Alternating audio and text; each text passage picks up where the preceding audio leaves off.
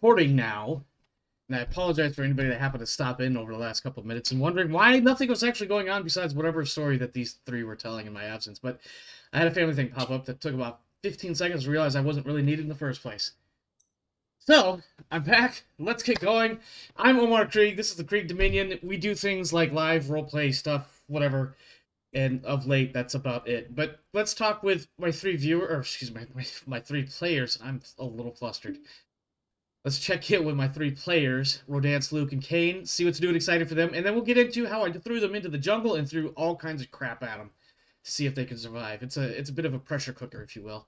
Rodance, pressure cookers, ice cream, non-dairy, COVID, spicy. You don't have to talk about any of that stuff. I'm just throwing random words at you to see how they stick. Actually, the fun one I'm going to talk about is I'm probably getting my work schedule changed to be working Tuesday through Sunday or Wednesday through Sunday. Okay. So I'll have Mondays and Tuesdays off rather than Sundays and Mondays. Okay. So you're still on a 5-day schedule, correct? Yeah, I'm still on a 5-day schedule. It's supposed to go into effect next week, so next calendar week. So Okay. I'll see if they did it right. But I figured I'd mention it because I know that Mondays are kind of suck for Luke. So, because I had issues because of my work schedule, but I got to ask to get my work schedule changed. Nice. Nice. Well, So I figured I'd have it shift back in case it was more helpful. yeah, so we may in the future switch back to Tuesdays if that works for everybody still, but we'll definitely jump that bridge when the time comes. Um, I had another But that thought, but I was think I'm gonna actually hold the on to big that chunk of thought. news I wanted to share. I'm sorry, one more time? But yeah, it's just a standard work schedule change. The Yeah. reason why I had Sundays off doesn't really apply because I'm up here when I'm up here. So Right, right. it was Sunday dinner with the fam, and there's obviously no fam in a 1,000-mile radius, so Sunday dinner doesn't really happen. Yeah, yeah, that's definitely a thing, but you can make a family out of the people you're with and make them all come and eat dinner on Sundays with you. Make that You're not gonna conference into family dinner. you could do that too. I didn't do that even during COVID. I just went over to my mom's house because you know what? We all knew how to wash our hands. That's fair. That's fair. Luke, what's new and exciting for you, if anything, since it's been only a week since we last met? Um, Exam week is over with finally. Yay! Yeah, we all failed our last test, which was Oof. our HTML test. Oof. Like, I mean, the whole class. It was bad. So Um, I don't know a lot about computer programming and stuff like that, and especially when mhm. you get into different languages and whatnot.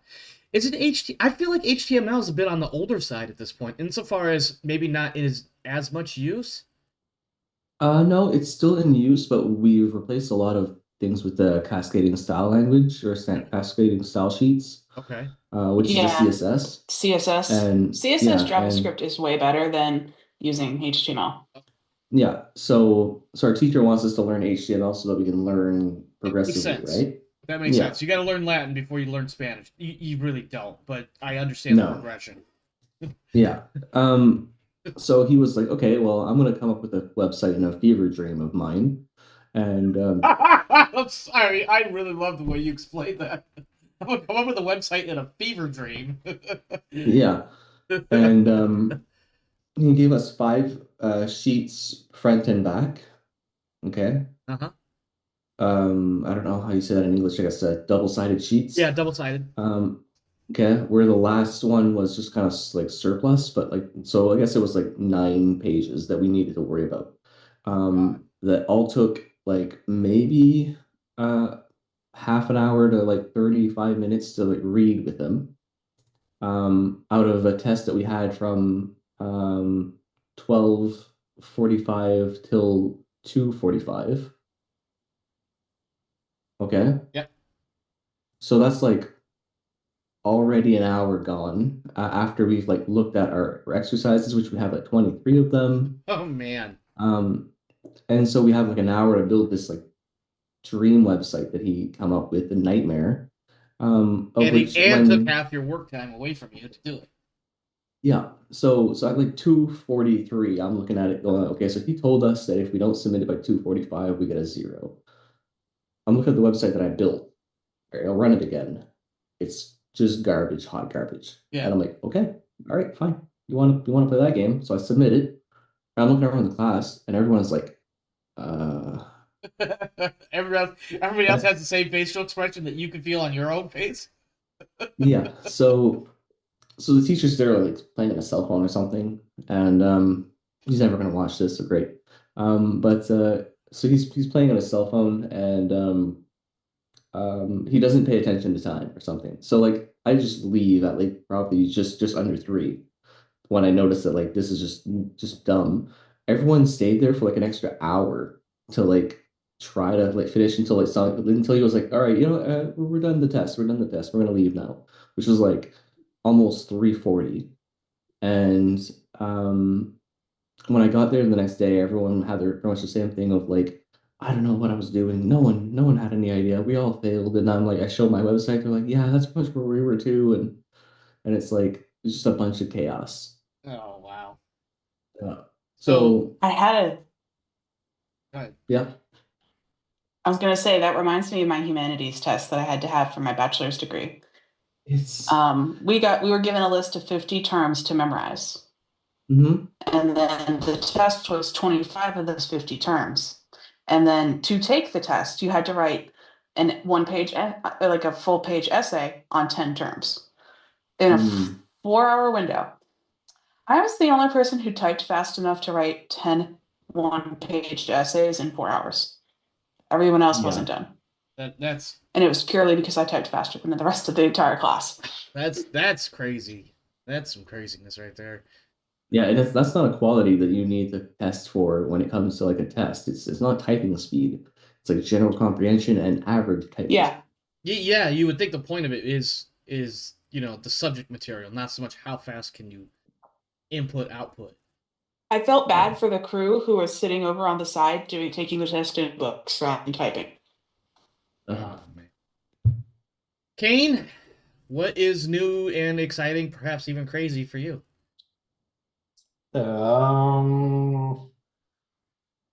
Not much.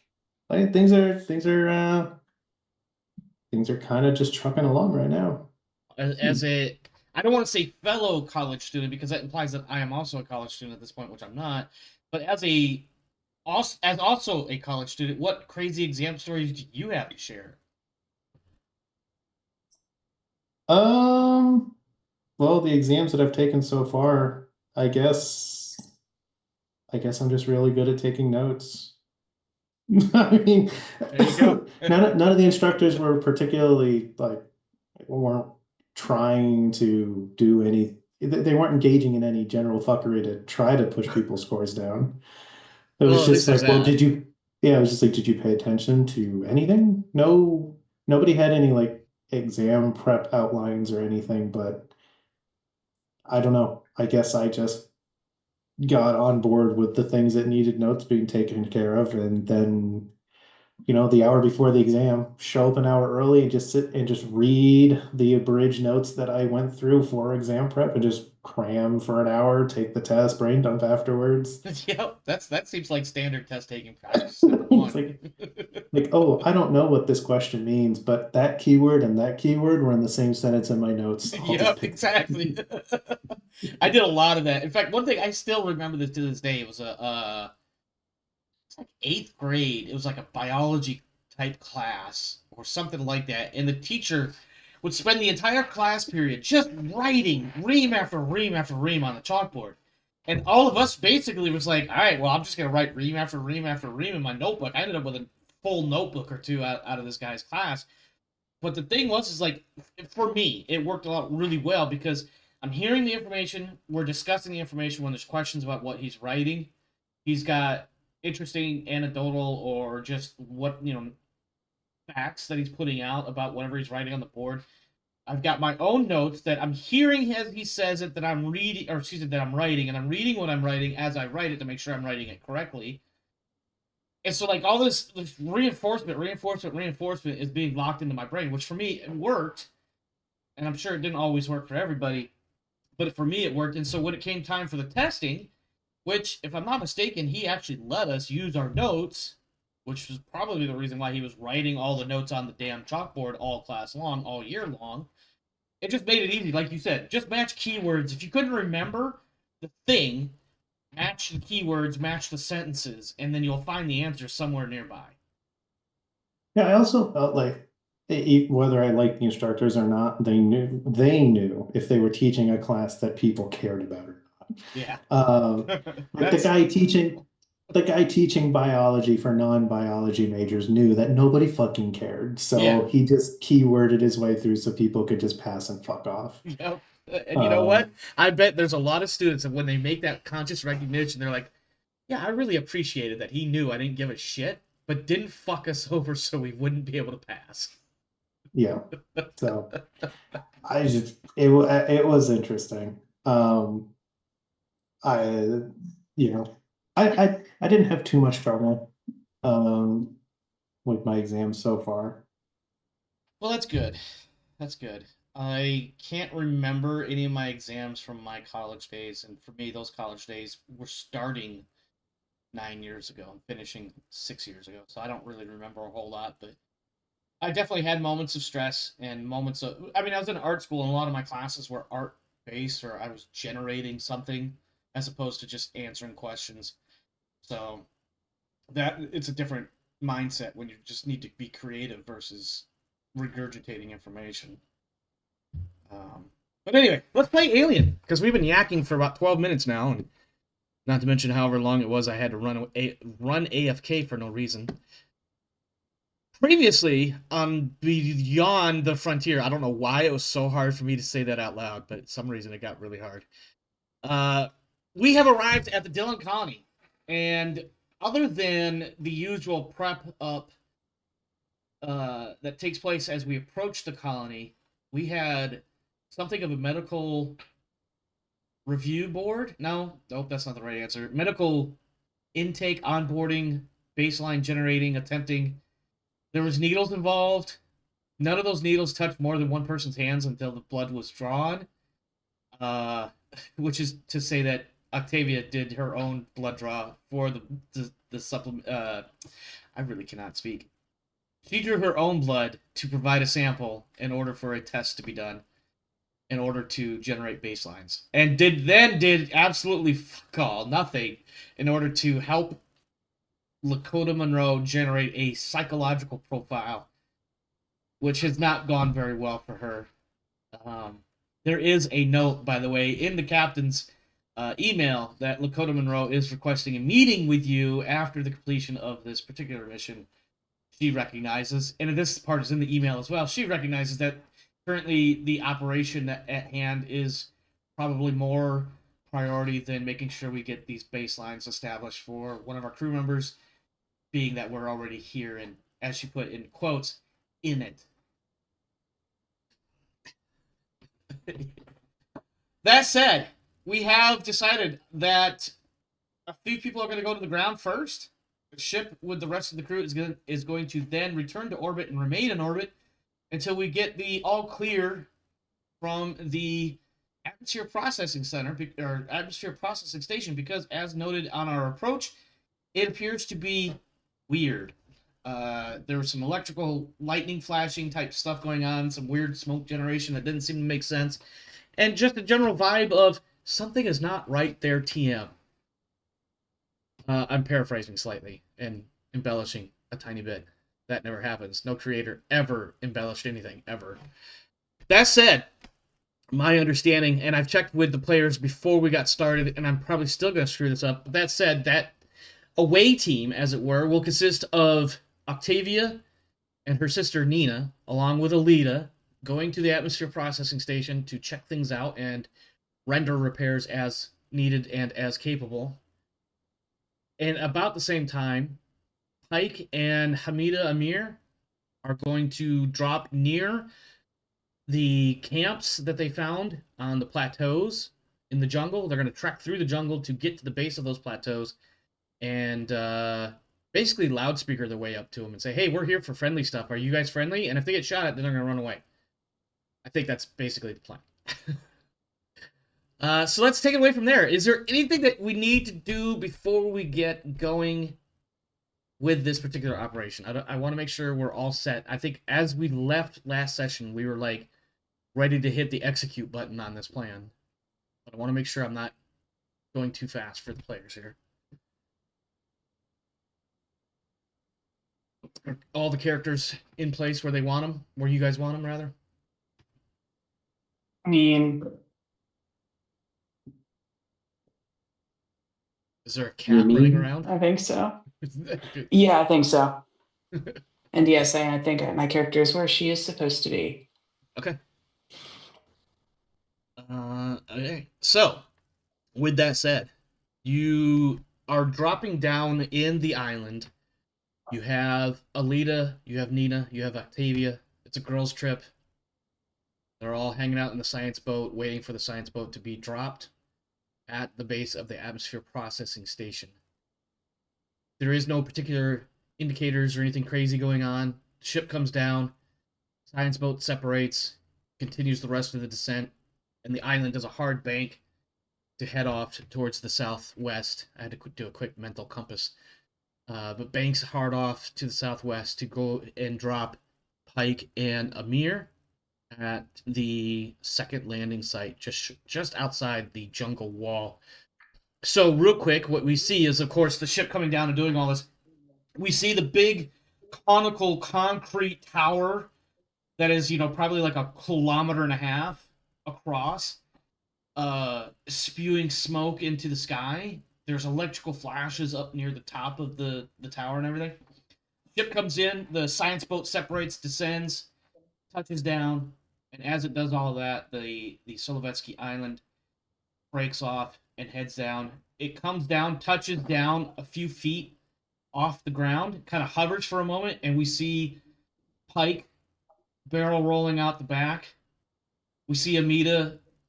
Do a barrel roll. I don't know why I said barrel roll. I was thinking like, stepping off and maybe doing like a somersault or some cool thing. You're like, yeah, this is cool. Back in my Marine Corps days. Some kind of BS like that. Amir has a stupid smirk on her face watching this, and it quickly follows behind him.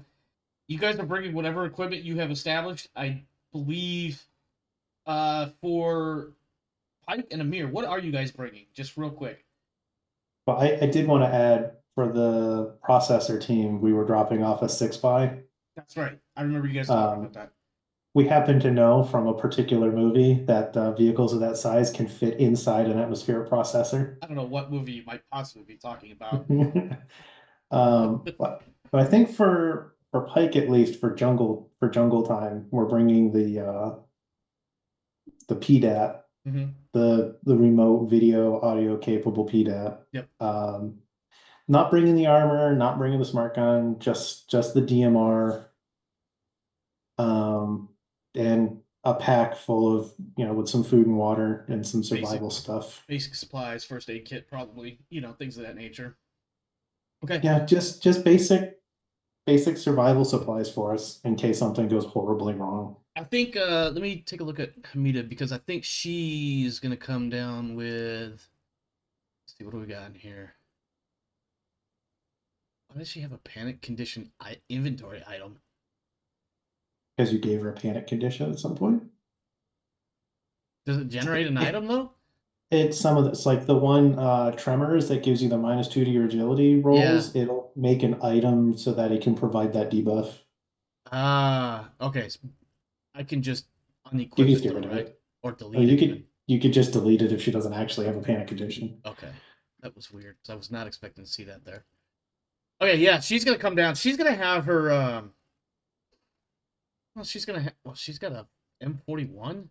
That's weird, because she was wasn't she from the Three Worlds? Yeah, they have a different rifle. Yeah. I know, I was looking at it earlier. Hang on, let me update that really quick, because that seems a little weird. She'd be running around with M41. Although maybe just like in the real world here, it's not that hard to get your hands on various weapons if you know who to ask and things. Where is this? In the gear section. Doop. Doop. Doop. And she's not gonna wear her armor either. Okay. If we need it, we're doing the mission wrong. That the is an RM argument. That is an argument to be made for sure. The RMC F903WE. Yeah, I got it. Yeah. So when she drops down, she's got her 3 Worlds assault rifle. She's got a pistol on her hip. She's got her pack. She's got, for narrative reasons at the least, she's got probably a change of clothes, some food, some water, And it first aid looks kits, like whatever other tools she might need. it looks like stat-wise, the only difference between her gun and mine, or her gun and a regular pulse rifle, is she does not have a grenade launcher. That's fine, because I don't believe you have one either. So, No. all right. For Team North, the girls' team. When you guys touch down, Oh, and she go does ahead. not have armor-piercing rounds. Her ammunition is not explosive. Oh well, that's gonna be a problem when and if she has to shoot somebody in the face. Yeah, all the dudes are going to be trucking around in mountains of armor. Yeah, I was just gonna say if she has to shoot armored targets. All right, for Nina, Alita, and Octavia, you guys have touched down. The boat has separated and touched down. You have come off the back of the ship. You're standing at the base of the tower to this place. I need. Well, first, do we need to have? We don't need to do Octavia's play well with other roles because arguably she's already done that. Is she not?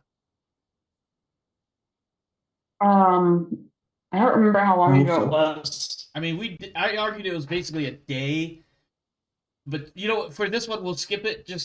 We'll just assume that she's okay still, because I feel like once she's on mission, it might get really crazy if she has to reroll that. So, but also in that case, I go mean, ahead. the mission easily could take several days. So, Well, yeah, I mean, and for this being the first day, let's just assume for the time being that she's in play well with others mode.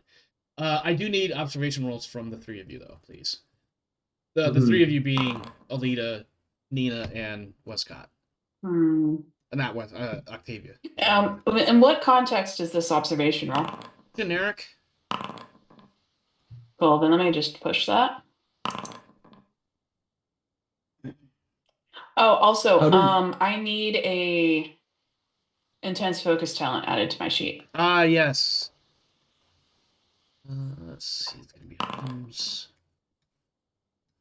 Skills. We really failed this one.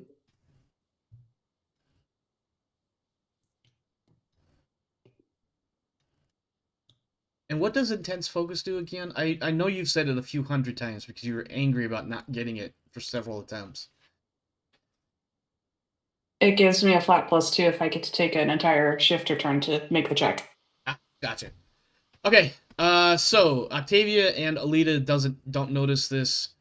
However, Nina does, and she says, and if I'm not mistaken, Nina is the sarcastic one, huh?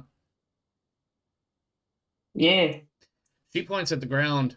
In the dirty, pseudo-muddy ground around your position are a number of footprints that don't look like they're terribly old. And she says something in a sarcastic tone of, hey, we're not the only ones here. But she's probably assumed, I think when she says that, she's saying it more from the standpoint of lay shock that somebody else would be here at the atmosphere processing station. So she's kind of playing it off, but she is pointing out that there are some, let's say, 6 or 8 hour old footprints in the muddy-ish ground that are clearly not y'all's. That'd be a problem. Could be a problem.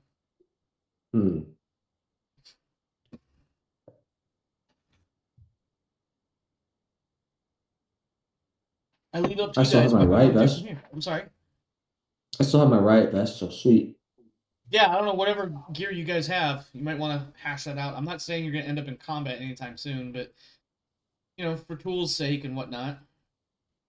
Although I imagine you guys have, at the very least, the equivalent of a generic toolbox somewhere between you and the science boat. That's the reason why the science boat was brought down with you. Yeah. And the 6x6. Whatever the tools is that makes any machinery work anyways. Yeah. Are you going in on foot? Can we fit the big vehicle with us? You could certainly get it into, let's say, for lack of a better word, the atmosphere processor station version of a foyer. You're muted, Kate. Who's I driving have it me? on Because I it have it ain't on good me. authority that you can get a dropship into the middle of an atmosphere processor. Just saying. You can even do it remotely. I'm pretty sure I saw that somewhere. Yeah, you can even do it remotely. It's impressive. So I'm pretty sure the 6x6 can probably get into the center of the processor, and then they have to go on foot for the hallways. Yeah. I think you like But that's why I was kind of saying, like, without having like any sort of legitimate floor plan, I imagine you can get into like, I don't know, if it just judging from the size of it on the map here, it's about a kilometer across. So you can get several hundred meters in before you start running into places where it's like, okay, we're gonna have to dismount to go down hallways and get into different rooms and offices and things of that nature. Not offices, but work areas. I just imagine like a boardroom with like 3 Hummers in it, which is like people sitting in the Yeah, in the a sunroof. driver in the Humber just sitting there going, "Hey, so last quarter projections were not so good." Mhm. You good? Okay. So I completely failed my investigation roll, so I can't reroll that. Okay. But we do need to get into the vehicle, and we need to get into into a safe spot in case there's anyone with like an RPG or something, and we need one of the vehicles to work. I mean, that's a very crisis-centric sort of way of thinking, but yeah, I That would guess. be Alita's I mean, survival yeah, as a skills. security geek, yeah, I guess she would be thinking like, "What's my biggest threat? An RPG. Okay, let's put this thing where an RPG can't actually do a lot of damage. Let's take it inside." I suppose that makes sense. I may or may not have had similar thoughts while deployed to third world countries that had a lot of sand in them. Kate, look at Kate's face. He's like, "What is he? Oh, he's talking about Iraq."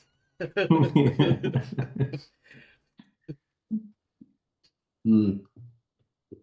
The sandiest place I've ever been is like Shitty. I don't know what that means, but okay. The So it's beach. just a very suspicious. Yeah, it's a very suspiciously sounding Iraqi sound. Oh, gotcha. All right, so what are we doing?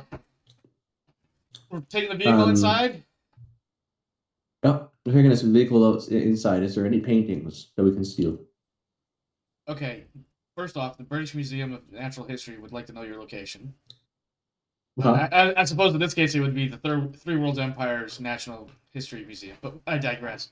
Um, no, I mean it's not that difficult to get the vehicle inside. You'll have to run a bypass on the main gate, so to speak, but that's not terribly difficult to do either.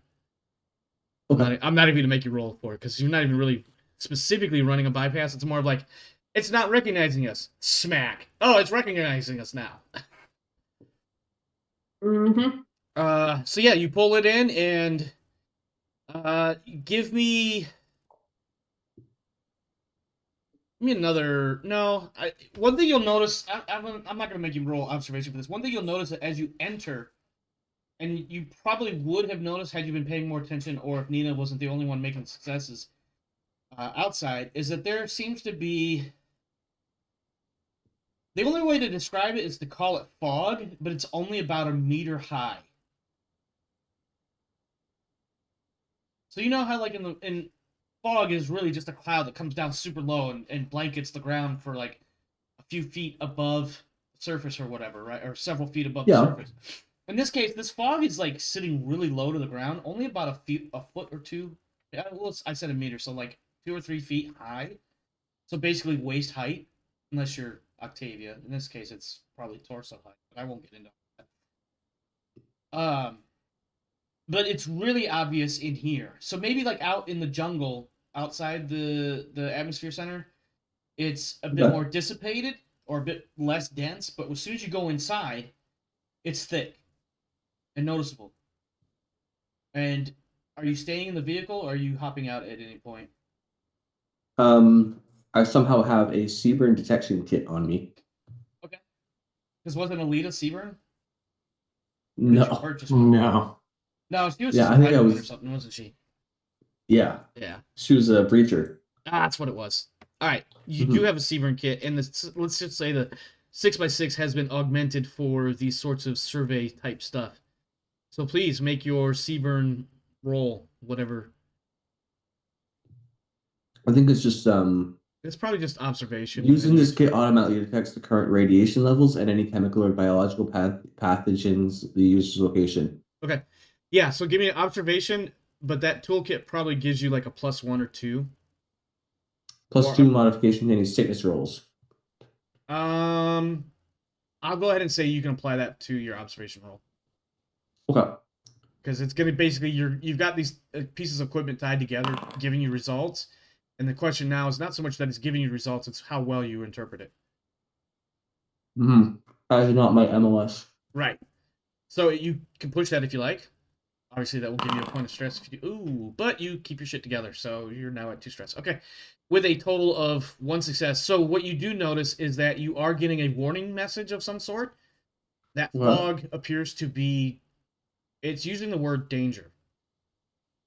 It's not either it's not elucidating it or you're not picking up on the finer details.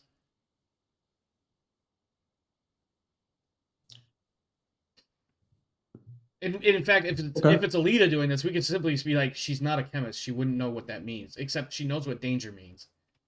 Well, it's very possible that she's carrying it for Octavia, Yeah. because Octavia should be able to read it.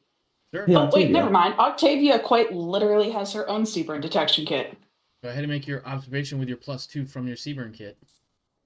Okay, so right click on observation. Base mod +2. Roll. Push that if you like.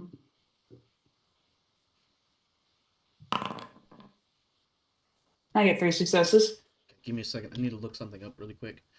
I want to verify something that I didn't actually put in my notes.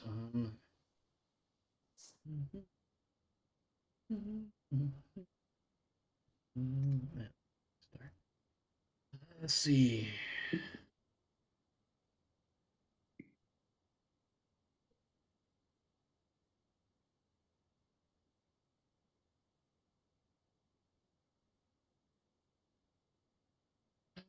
Okay. I don't have a good chemical compound to give you, but what you determine is that this foggy thing is a denser than air chemical that is effectively a strangulant. I think there's a better word for that. I can't think of it. Does it prevent us from breathing? It will, but at a... How do I explain this? It will not so much choke you outright as it will eventually over the several months and years choke you out. Long-term lung damage. Yes, some sort of cyanotic, I think is the word I'm looking for, actually. Oh, okay. Like it's slow acting or it takes a really long time. It causes something in the lungs to stop working correctly if you've inhaled enough of it over time. Can we use rebreathers? So Probably. it's a pulmonary agent. Yes, let's go with pulmonary agent. That certainly sounds a lot more feasible in my brain. That 'Cause I can't includes think- things such as chlorine gas, phosgene gas, diphosgene, and Don't hurt yourself. chloropycrin. You know a lot what? of really nasty things. I really thought you were about to say something chloropicness. No. Because pike will choke you out. It's just much faster. I mean, there is a chemical and biological weapon nerd on the other side of the wall, but I don't feel like this warrants that level of effort.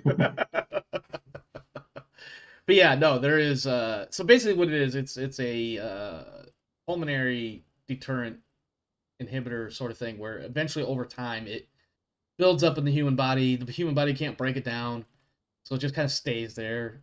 Starts off like eventually when it hits after a few months, it starts working like pneumonia, but the pneumonia never goes away. It just keeps getting worse. Permanent lung damage. Yep. In any case, that'll be right on back into the let's Breathe see if we deep have and equipment. drown. Yeah. Uh, Basically, we want to not do that. So we have a set of rebreathers that if they help. Yeah. What do you think, Octavia? I mean, you guys have the science lab, so you probably have masks and filters you can pick specifically for whatever chemical it is you picked up. Hmm. Oh yeah, yes, let's do that. Yeah. And then any of y'all that would like to may make I'm gonna call it a medical aid roll. Good I call on haven't the read- science lab. Like first aid. Well, just medical aid. No bonuses because with the science lab, it's countering your penalties. Hmm. Wow, that's really good. Okay. Yeah. Unless you want to push that, because 3 successes obviously is going to give you plenty of information to work with. This is going to take time though, unless you want to do it fast and get a little less information. No. I mean, if we're not immediately going to be irradiated to death, and No. now we're dealing with the air agent, then we're going to take our time to deal with it properly. Yep.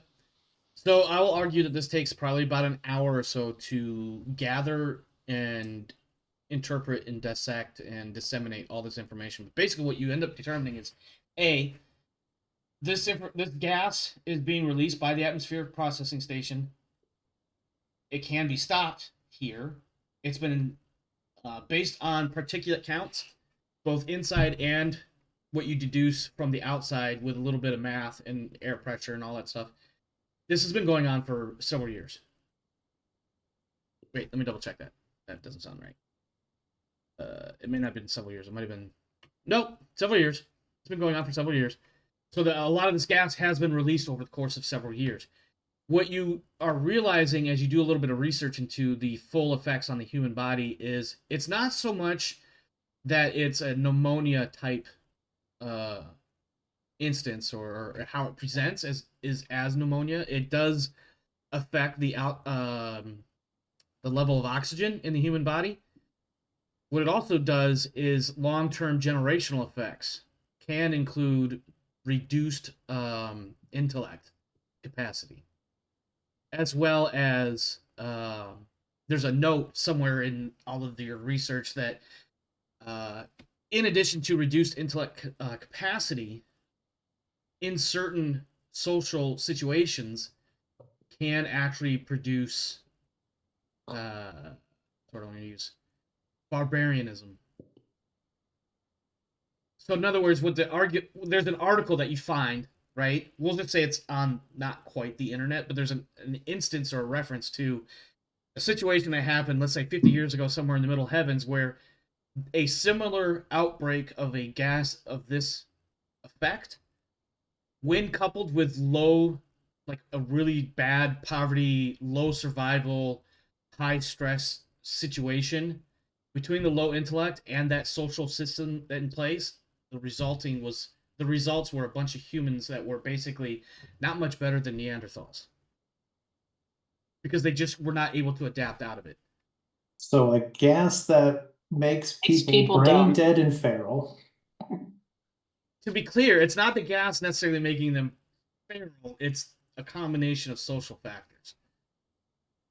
So a gas that makes people dumber and feral. Okay. Yeah. But yeah, ultimately this gas is not helping because there's a certain amount of brain dead and feralness going on.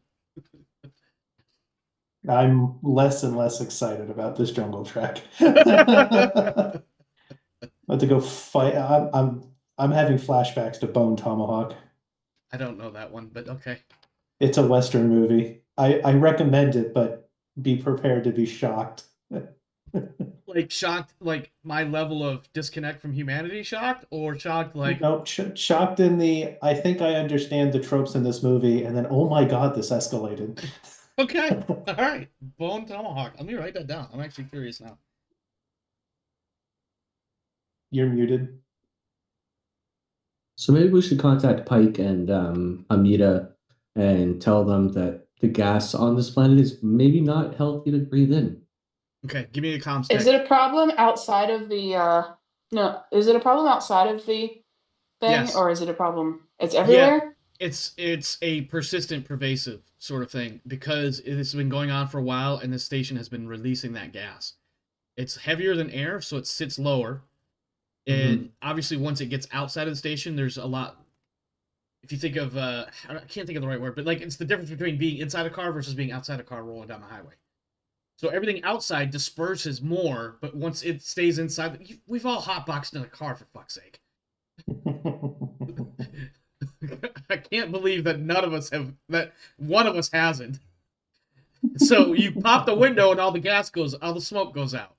But you leave the window, you see where I'm going here? I can't draw this picture any better because I don't have the brain power right now. You've inhaled too much of the gas. What's that? You've inhaled too much of. He spent more time on this colony preparing the session than we have. I definitely have.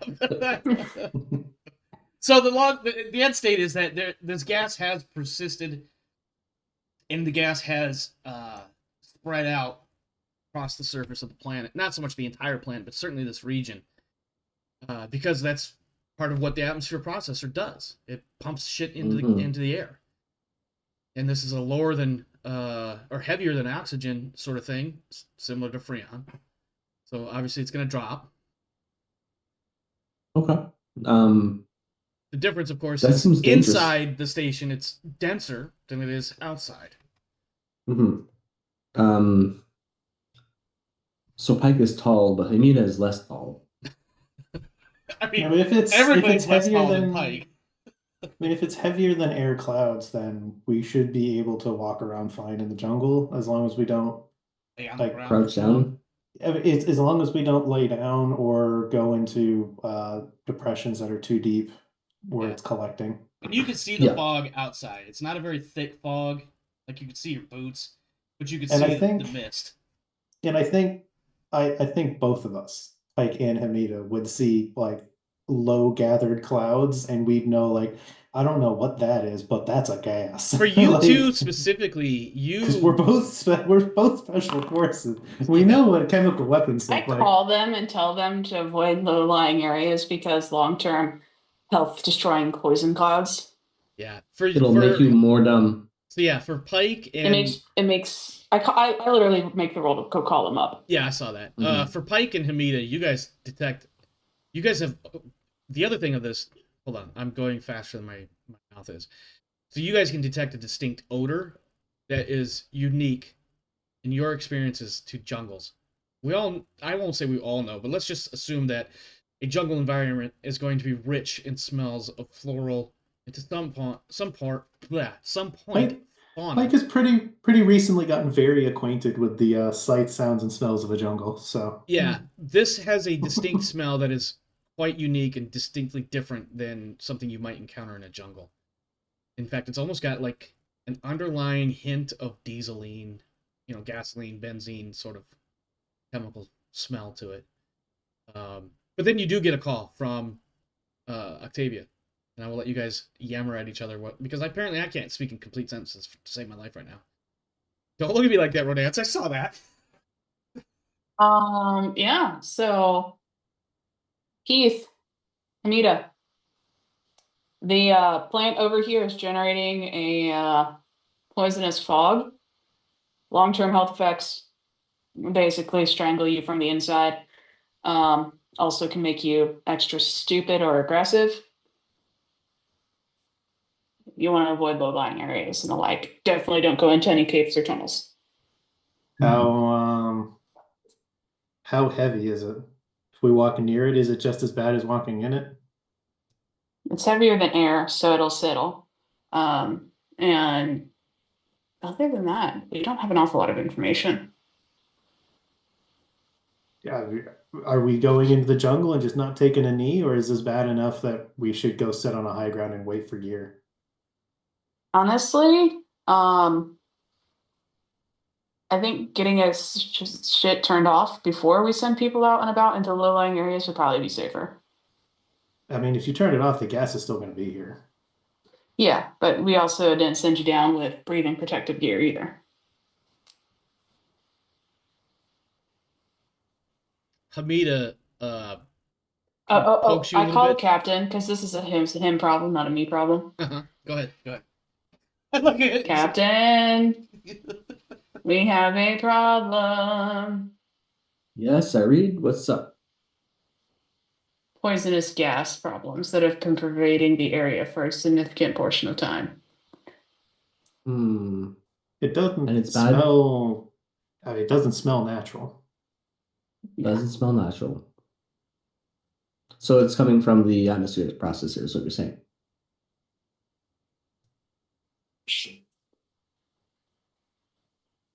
Am I still muted? No, you're not Yeah, muted. it is still actively coming from the processor and has been for several years. Hmm.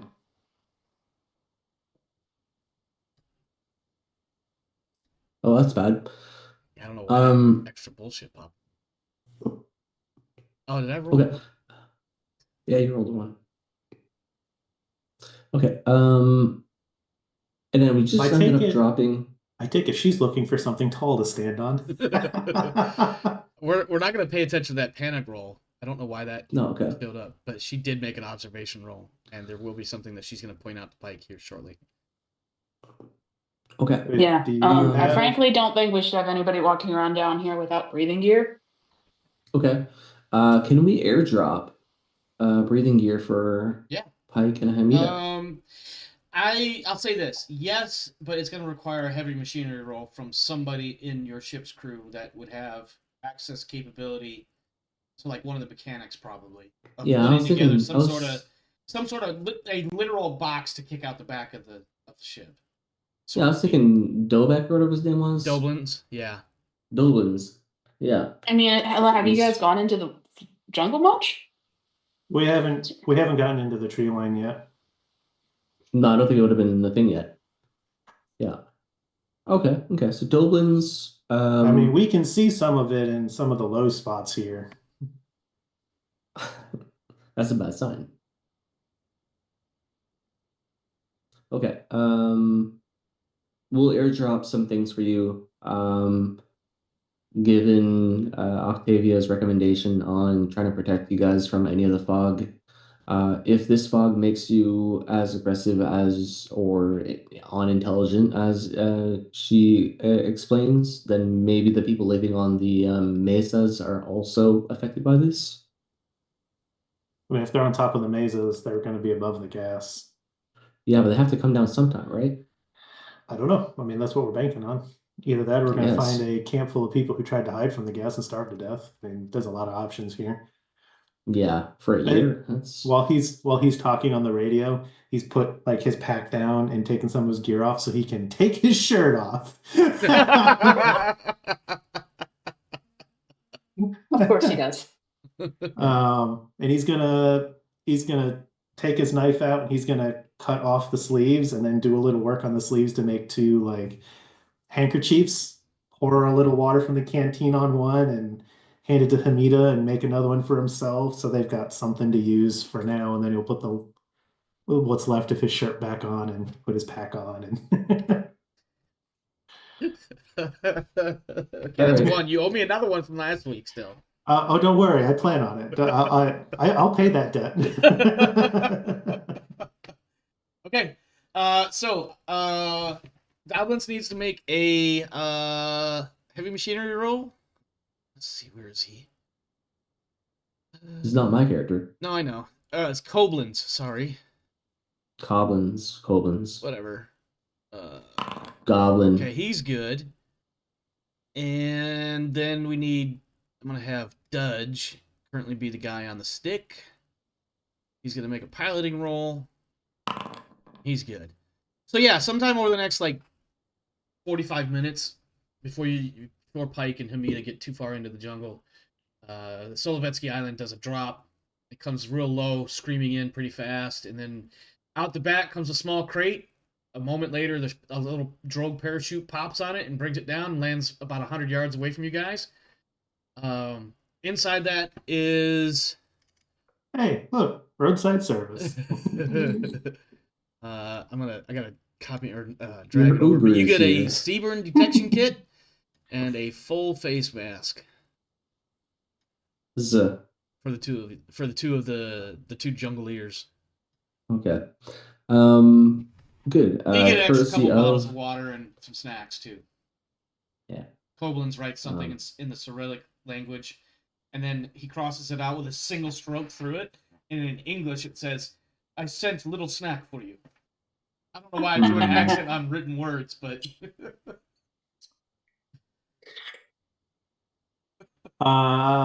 Yeah, Hamida can see there's like Pike has opened the crate, he hands her her gas mask and CBRN detector, and he looks at he pushes the bottles and the food around a little bit, picks up the note, and then like he went from being like, cool, now we got an airdrop, we can keep going, to reading the note, and his mood like it darkens. yeah, I did that on purpose. I did that too. I was like, it's gonna work out.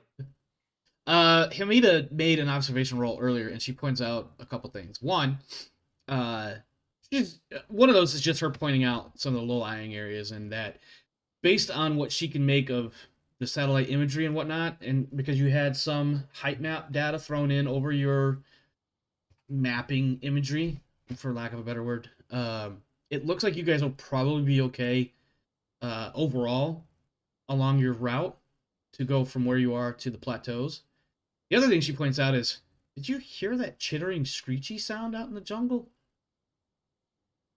And Pike, you need to make an observation roll. Yeah, I'll make a roll, see if I heard it. And then if you succeed, there's going to be another roll. Dodging a strangling thing. All right, Oh, add a point oh, of stress oops. and make a wits roll for me, please. Actually, no, I take that back. Make a wits roll first. Okay. Shocking results. Yeah, I know.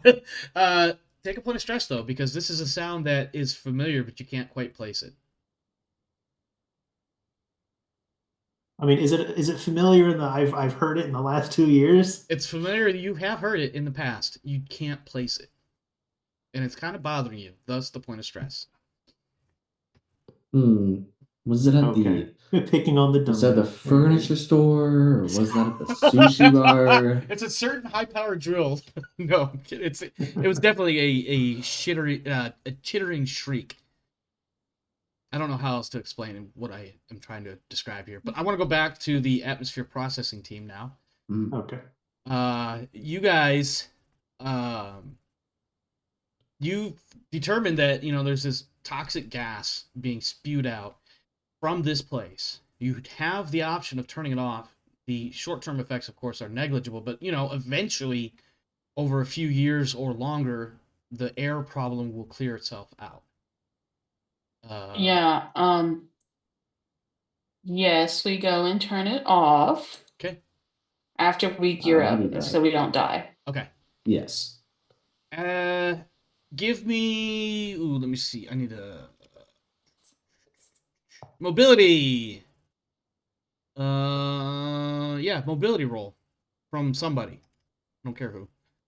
This will be because at this point you will have to come out on foot at some point and work your way up to some sort of interface section. Okay. I'll look at So, Alita and so go, "Are you mobile or am I doing this?" I've got 4 mobile and 1 ability. So, real quick, I'm going to interject because this was a funny thing that in another role-playing game I was watching, which was Vampire 5th Edition, right? What the question was basically, in character, how do you ask another character what their hunger is? And he was like, if you had to assign an arbitrary number between 1 and 5, how hungry are you?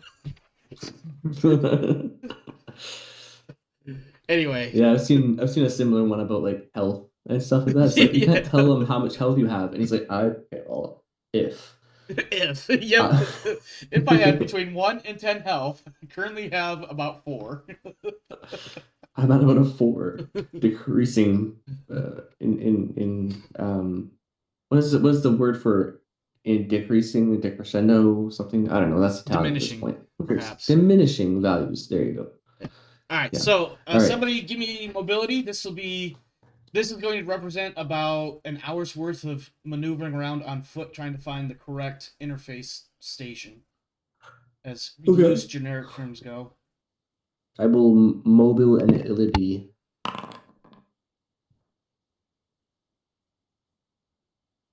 I can push that? Yes, you can. Sorry, I've been getting a couple of text messages and it took a second to look at it. Yeah. Yeah, so instead of taking an hour, it takes you about 20 minutes to find this. However, what you also find are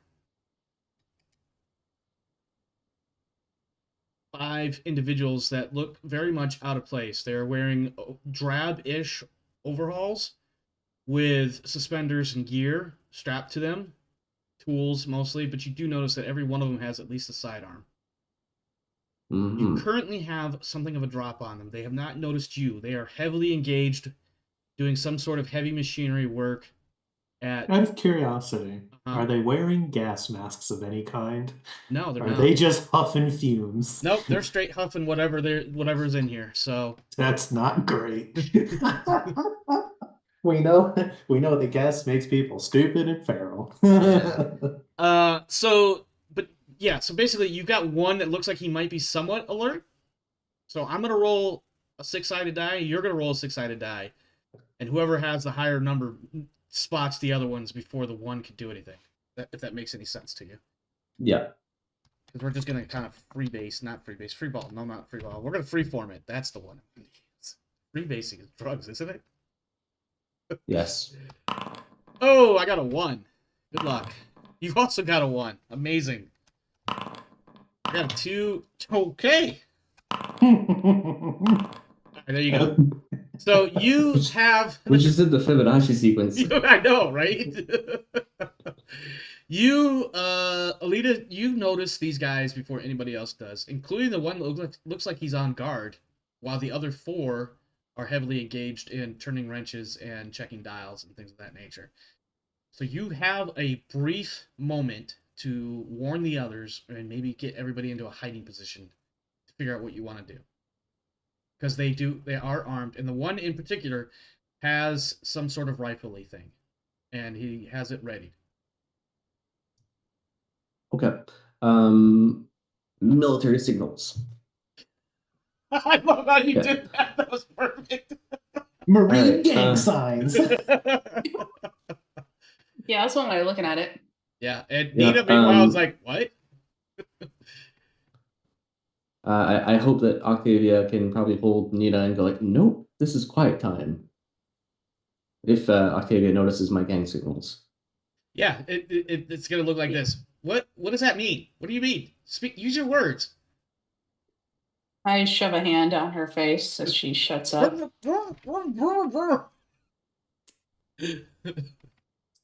about to shoot you first.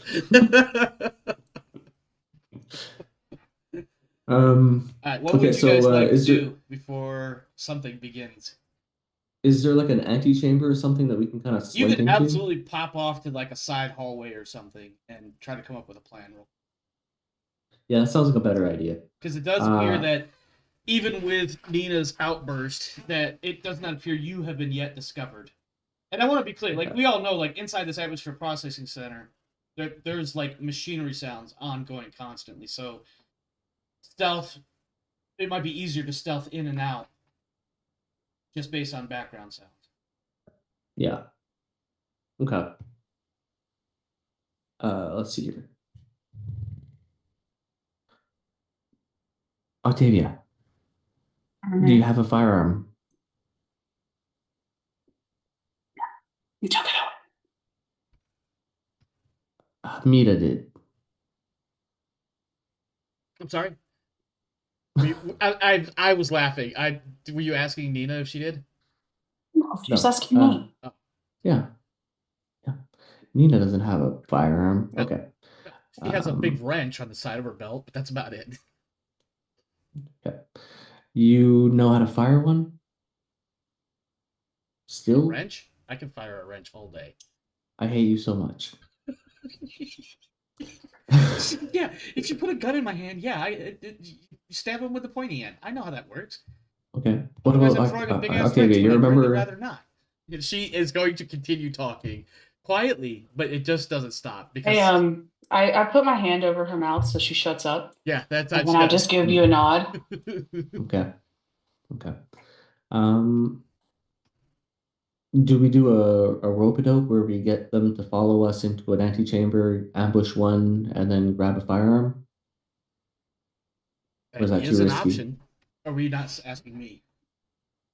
I'm asking Octavia and thinking maybe that's an option that she could figure out. You mean like a force trip? I've seen that movie. Because there's 5 of them. Or should we head back to the Jeep? Um, let's head back to the Jeep. Okay. Okay. We Um, All right. is there Is is that there the any plan right now? Is you're gonna elements? go back Yeah. to? Okay, give Yeah. me We're not Marines Mobility? anymore. We don't have to gank everyone. No, we don't. Oops. We absolutely don't. I'm security. I'm an officer of the hopefully lawless Oh, lands. All right. In order to make it back to the, or at least out of this area and start making your way back to your vehicle, I will require Mhm. mobility from everybody versus this guy's observation. Okay. So the 3 of you need to make mobility rolls. I'm gonna do Nina first, and then once you guys have everybody's done the mobility, then we'll roll old boy's observation and see what happens. Wow, Nina can move. You guys got dance moves. That's two I have successes there. stealthy. Did you add the modifier? Yes. Okay. All right. So, and you pushed it, but you keep your shit together. Good job. Okay. Tie goes in favor of the player. So you guys managed to make it out of there without being spotted, so far as you know. Okay. So you're back at your Also, vehicle. children of the 2 Don't you worry about divs. all that. All right, fine. I I should was have gonna make an renamed. I should HTML have joke. renamed all of them, by the way. But whatever. I was making an HTML joke. What? A div is a div is a bracket in HTML. Oh, gotcha. Yeah. Uh, you guys are back at your 6x6. I'm gonna go to the other crew now. I'm gonna go to Pike and Hamida. You guys have had approximately Pike. an hour inside that facility. An hour and a half ish up at this point. So Pike heard the noise. Yes. He's he's on his knee at the box having just handed stuff out. Mm-hmm. He looks down at the watch that he's got on. He pauses, he thinks, he takes it off, and he puts it in a little baggie to protect it from the gas and stuffs it in a pocket. Talk to me about this And watch. I feel like this is something I should remember, but I just don't at the moment. it's my signature item. Yes. I'm having a moment with my signature item. Oh, you're reducing your stress. Yeah. Okay. And he looks to Hamida and says, I've heard that noise before. What do you mean? That sound goes off again.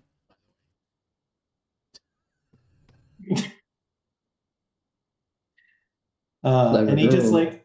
he raises the rifle and he points it towards the tree line. And yeah, I wanna use the scope. I wanna scan the tree line. I'm looking for predators. All right, make your observation roll.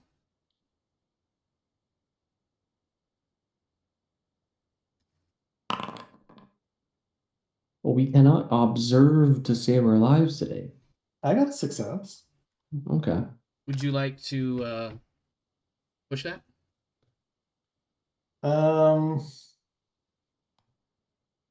No. Okay.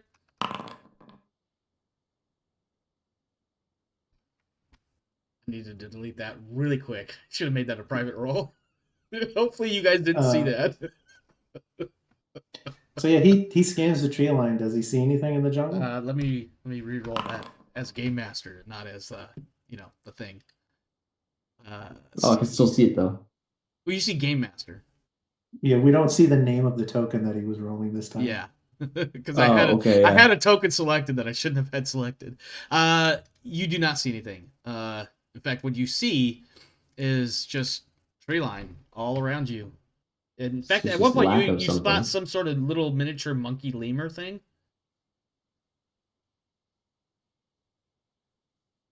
Space 80s I'm Leon. not. Yeah.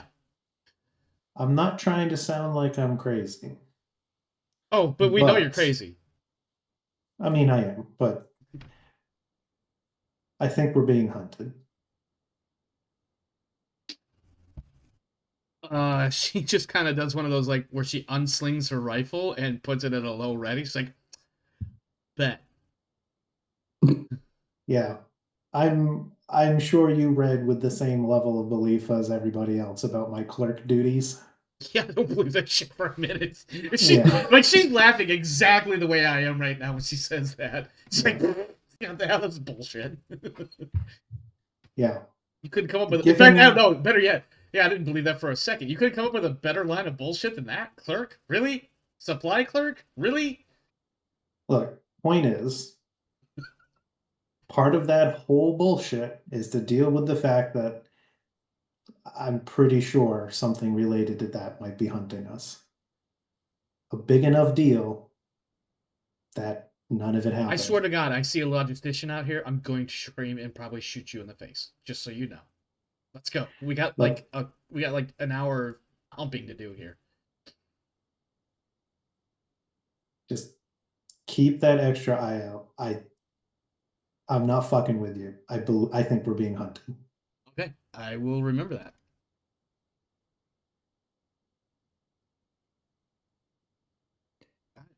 You guys continue moving onward. Go ahead. About a half hour later, you haven't heard too many of the shittering. I keep saying chittering screeches. You hear similar sounds that you feel like are probably coming from the same thing. And it seems to be not specifically trailing you. It seems to be moving more or less from the same general vicinity that it was when you first started moving. So maybe it's like paralleling you, if that makes any sense. Yeah. Uh, As we move, it sounds relatively the same spot, so it's moving with us. right.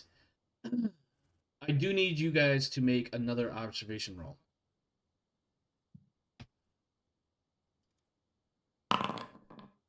Okay.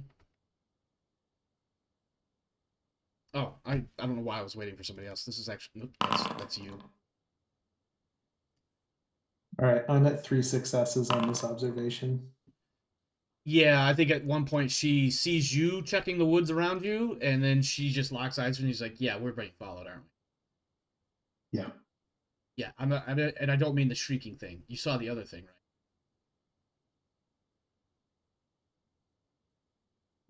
What other thing? You have 2 successes, so let me break. Or you have I 3. have- You have I have 3. 3 successes. What would you like to know? All right, so let me open up my stunts because I have 2.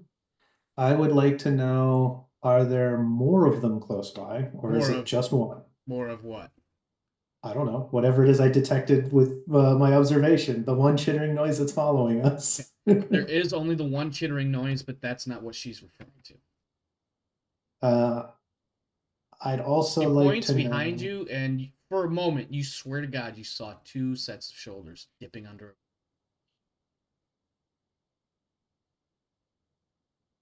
What else would you like to know? And if there's a pair of shoulders that are human proportion, Yes. I'm not worried about people right now. Okay. Let's see, what am I going to do with my other one? She takes a knee and pulls out some water, and she's playing it off that like that's what she's doing. She's just taking a quick water break. What she's really doing is scanning around without lifting her weapon. You've seen this move before. You've probably done this movie.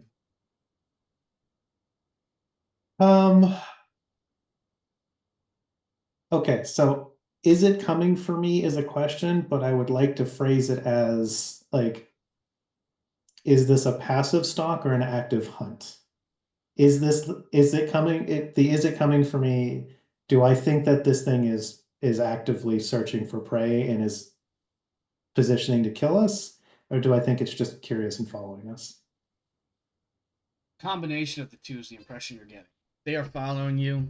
What you don't know for sure is what their intent is. They absolutely are following you. and you start kind of piecing it together. You go back over your mind, you play over some of the sounds you heard, you start thinking about it because she's pointed it out and she's drawn your attention to it. You've been distracted with the chittering shriek creature, and you've missed the two other things that were following you. Now that you're aware of those two things following you, you're thinking, okay, oh, that explains why I heard that one twig snap over there. It sounded more like a human set of weight on it as opposed to some large ass creature that sounds like that thing out there. And there's a few other clues that you're like, your brain is like suddenly replaying and you're like putting it together, kind of like a jigsaw puzzle in the back of your head. What you can't tell for sure is that if this is just a lead party or a scout, and that there's an actual ambush or anything like that somewhere near. That part is what you're not sure about.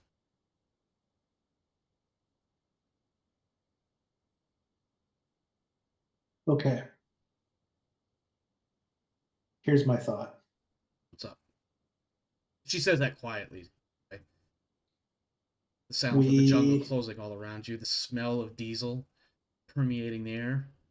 So over there is a tree fall. We're gonna have to hop over that log. Sure. We hop over, and once we go over and the line of sight is temporarily broken from those two, you hook wide right, Okay. swing around and go behind them. Okay. Uh, Right hook, got it. and yeah, we pinch them, and if they want to have a conversation, they can, and if not, you get to tap them in the back. Okay. Let's go. Give me mobility. Well, I'm not the sneaky one, she is. Oh, yes. Yes. She's the one who's hooking. Yeah, I don't know what I was thinking there. Oh no! There she goes. And because she's an NPC, I'm not gonna worry about her stress level. I'm also hoping that because I'm still walking, that they aren't actually going to look for her. They're going to be looking to close and go over the log to get line of sight on us again. Yeah. And I'm going to be continuing to move with noise so they Yeah. don't know that anybody's broken off. Let me check something here.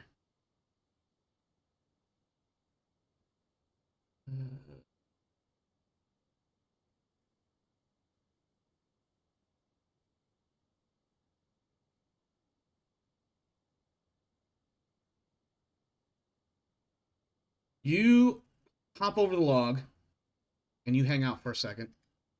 She hops over the log, and then she breaks off, disappears into the bush. For a moment or two, you can kind of track her movements based on the sounds that she's making.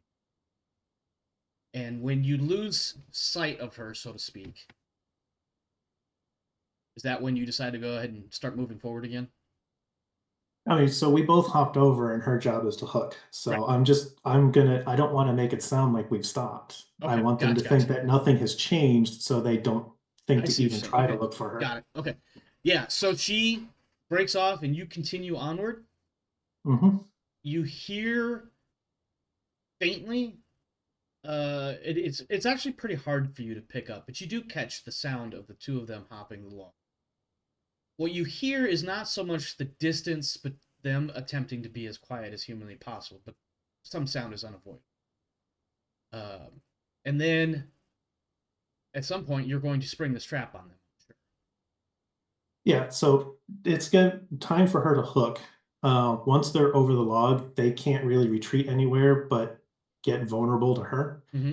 And she can go back around and get on the log to shoot down at them and have cover. Okay. So I'm going to give it like a minute so that they're still close enough she can use the log as barricade. And then I'm just going to turn and face them and say, hello. As soon as you turn and face them, they bolt in opposite directions. One turns right, one turns left, and they just scamper off into the woods. I'm gonna pick the one to the left. I'm gonna sprint, and I'm just gonna call. Right one is mine while I run to the left because it's her right. Okay. Let's see. You are. Let's do mobility rolls. If you succeed, you catch them. Does that make sense? Yeah. If you succeed more, I should say. Okay, yeah, you got him. You chase him down and close the distance rapidly, probably because of your artificial warrior thing or womb, whatever, your elemental bullshit. And eventually, like you've probably got a stride like at least 1.5 times the stride of this guy, and he's also a bit barbarianish. You notice as you're closing the distance, he's a bit hunched over as well. It's almost like he doesn't stand up quite straight. So covering that distance is actually really quick. It's actually probably a little bit faster than even you anticipated, and you just leap out. I imagine you do some sort of football tackle at this point. Yeah, I want to take him down and grapple him and drag his ass back to the log to meet back up with Hamida and Yeah, see if she got hers.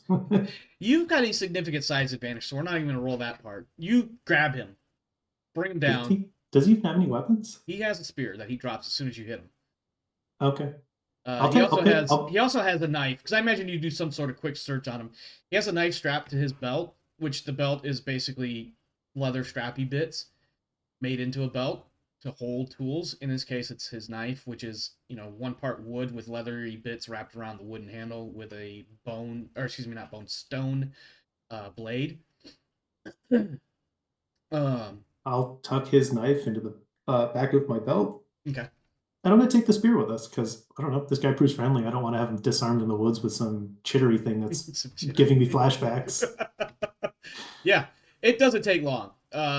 You can easily grip both of his wrists with one hand. So, securing him from attacking or bolting on you is not terribly difficult.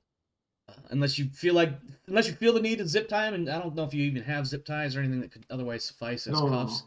I don't think I have zip ties. If I really need to stop him from moving without holding him, I think I'm going to have to break his legs. That would be a pipe thing. Oh, you want to run away? Snap. Try running now, bitch. I think that's kind of where I'm at. Yeah, so you bring him back to that little clearing. A moment later, quite a bit more winded than you, and obviously not as physically strong as you because of your your artificial elemental bullshit, which is now what I'm going to call it from now on, by the way. She comes dragging hers out. She used some local vines or something to, secure his wrists. She did not bring his spear, but she has his knife tucked into it. Like, I imagine she's got some sort of webbing, and she's just got the knife stuck in there somehow to keep it there. And she just brings him up and kind of dumps him in front of you with the other guy. She's like, all right, what do you want to do now? Hey, mine's bigger than yours. Are we really going there? It's Hamida. Of course we're going there. And what I said, I want you to imagine the difference between 5'2" and 5'3". That's about it. And that explains why it took you so much longer to get this shit done. I'm not the size of a walking tank. All right, what do you want to do with him? We can bicker about this all day. We've got things to do. Hey, are you two got enough brains left to talk? They just kind of look at you. Like, they've got some very much we're scared shitless looks in their eyes as they look at you. Let me see. Some peeps, man. They'll learn. So let me explain what you're looking at. So, beastly and savage, moving with the graceful intent of a tiger. Their eyes are sharp, reflexes at the ready, blood-stained teeth and cracked nails, scarred bodies, ripped skin. It's almost like they carry their wounds proudly. They wear next to nothing, torn rags tied in haphazard knots. They hold their weapons.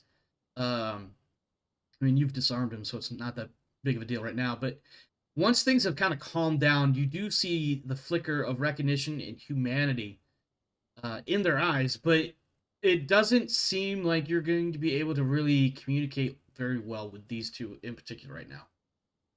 I'll point to my chest. Heath. Yeah, one of them he starts and then realizes he can't do it. Well, I don't know. You didn't tie the one hand up on the one guy. No, I didn't tie him. So he just kind of thumps his chest. He just grunts at you. The other one says, Heath, Heath, Heath, Heath, like chanting it. I'll hold up the spear. Warrior?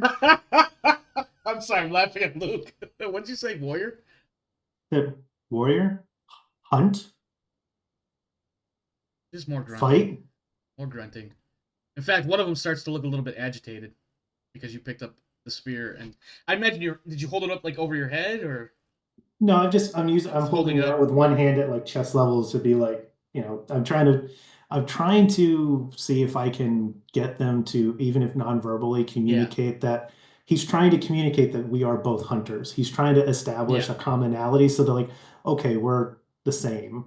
I just don't know each Actually, other. so what happens when you pick up that spear and you kind of hold it in front like this, almost your intention isn't to tease him or torment him or whatever, but that's how he starts to see it. He starts to look very much offended and very much like he wants to attack you, except for the part where it's obvious he's not going to get far. He recognizes strength, but he's obviously very defensive right now. There's a guttural growly sound in the back of his throat. Humans don't growl very well, but he's making a growly sound. I put the spear on the ground in front of him and gesture to the spear, and then I'll pull my rifle around and gesture to the rifle to be like, that is your spear, this is my spear. We are the same. Make me a manipulation roll. Let's see if you can see if this comes over. I would like to argue that we are the same kind of potato. Yeah, yes. And that this should be really easy for us. I mean, he didn't succeed, so maybe your manipulation will succeed and get somewhere. It did not, but you push it. Also did not. Okay. I think he just looked at you a little bit confused and a little bit offended. I gave him his spear back. He's not reaching for it. Especially because you pulled your rifle around. Okay, I'm not gonna make you make a wits roll. I think Hamid like. Yeah, I really do think, right? Like, I'm not trying to take an intellectual path here. Pike is immediately recognized, like, there's a language barrier, and I'm not going to try to be fancy. I'm just trying to gesture at our similarities, because if this guy is in fact like basically brain dead, then his whole deal is going to be like hunt, eat, sleep, live. That's those are the instincts. Yeah. I think Hamida at this point kind of interjects a little bit, and she's like, I think he was good until you pulled that rifle around. Did you notice how he recognized what the rifle means? Yeah, we both have weapons. I mean, he has to. He's seen a rifle before. Yeah. So I'll gesture between him and the spear to try to be inviting, and I'll take his knife and put it down next to it for him. I'll gesture again at the rifle, and then I will sling it and see if I can be like, take your weapons. They are yours. I'm not fighting you. He takes the knife in one hand, his spear in the other, and moves to his partner and starts cutting him free.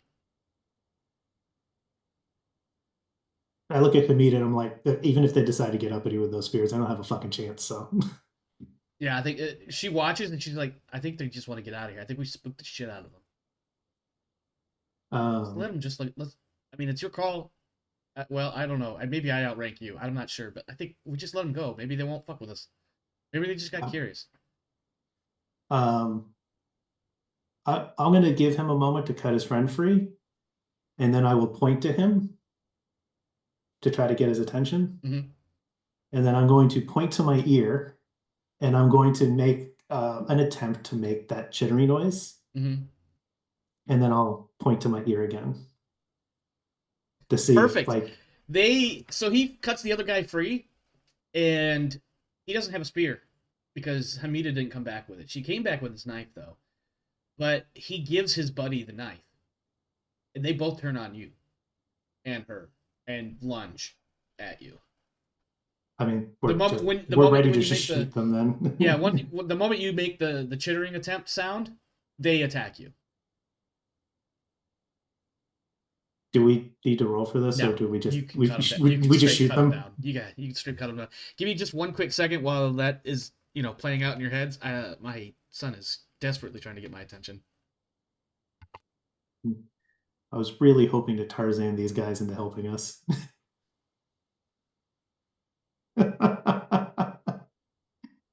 It's really disappointing that I couldn't Tarzan these guys into helping us. That would have been kind of fun.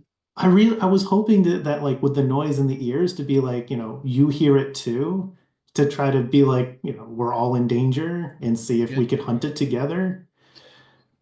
Yeah, unfortunately what they heard, and I'm going to reveal this because you wouldn't know this otherwise. But unfortunately, what they heard was, you hear that sound, we're with them, and that's why they attacked.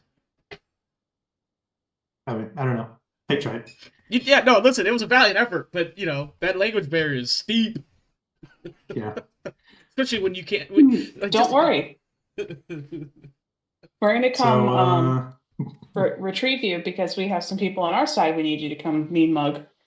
So we're kind of in the jungle right now. Yeah. So I guess the final I thing kill them. Yeah, the final thing, other than the loud report of your weapons fire and a brief, startled, shocking scream that gets cut off abruptly, and the sounds that echo. A second or two later, you hear the chittering shriek, and it's one of those like defiant. Do I recognize it now? It's there's nothing else that makes the noise. There's no way Pike is that dumb. Yeah, at this point, Just yes, a large because it's squirrel. a loud, long-lasting, challenging scream in response, and you have absolutely heard a queen scream a defiant thing at you before it charged you in the past. Does it sound that big? It's not. It doesn't sound like a queen, but it's definitely an alien, a xenomorph of some sort. You've recognized it. At this point, you're like, "Yep, that's trouble in a fucking bag right there." Mm. Okay, so I I point to Hamida for us to go back to back. Yeah, and you're gonna take a punch stress, by the way. Yeah. There's some physiological responses you cannot deny. I don't care how big you are. Mhm. I mean, it's hunting us on its terms. Yeah. Mhm. Yeah. She just looks at you. She's like, that didn't sound good. And I don't like the look in your eye right now. Yeah, I'm trying to remember. Was when I had that whole forever ago, was it a xenomorph that ripped my jugular, or was that a gunshot? I don't It remember was anything a ripping your xenomorph. jugular. It was a xenomorph? Yeah. Okay. Yeah. Sure. I don't remember It was your the same jugular episode that getting I ripped. threw a knife at it. But you've definitely heard these things shrieking before, and at least the queen on the station, and if it wasn't that, then the handful of the black and white drones on the planet you had to go do the BDA on. Yeah.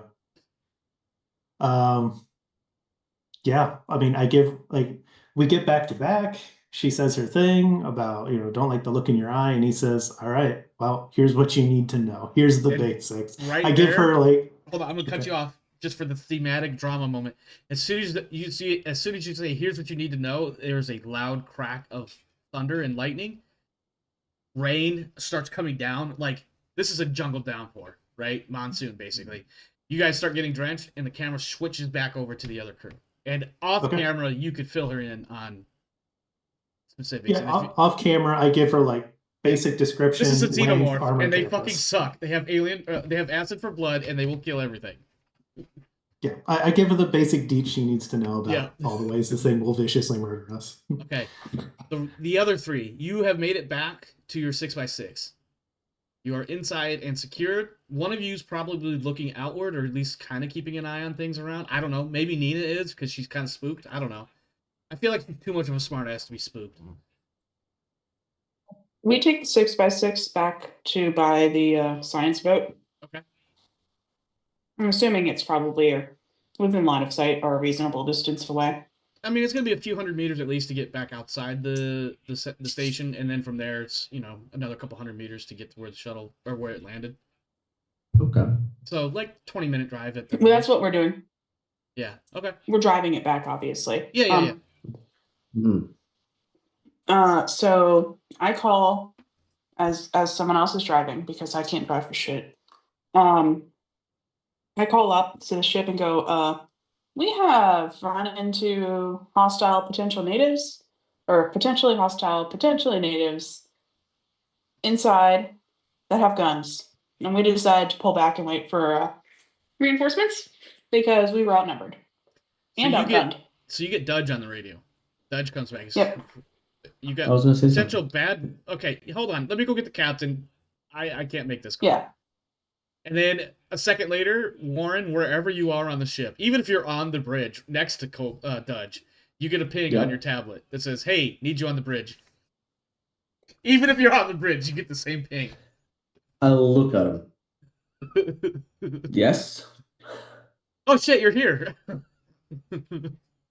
I may or may not have taken a bit of a nap there. You're up, boss.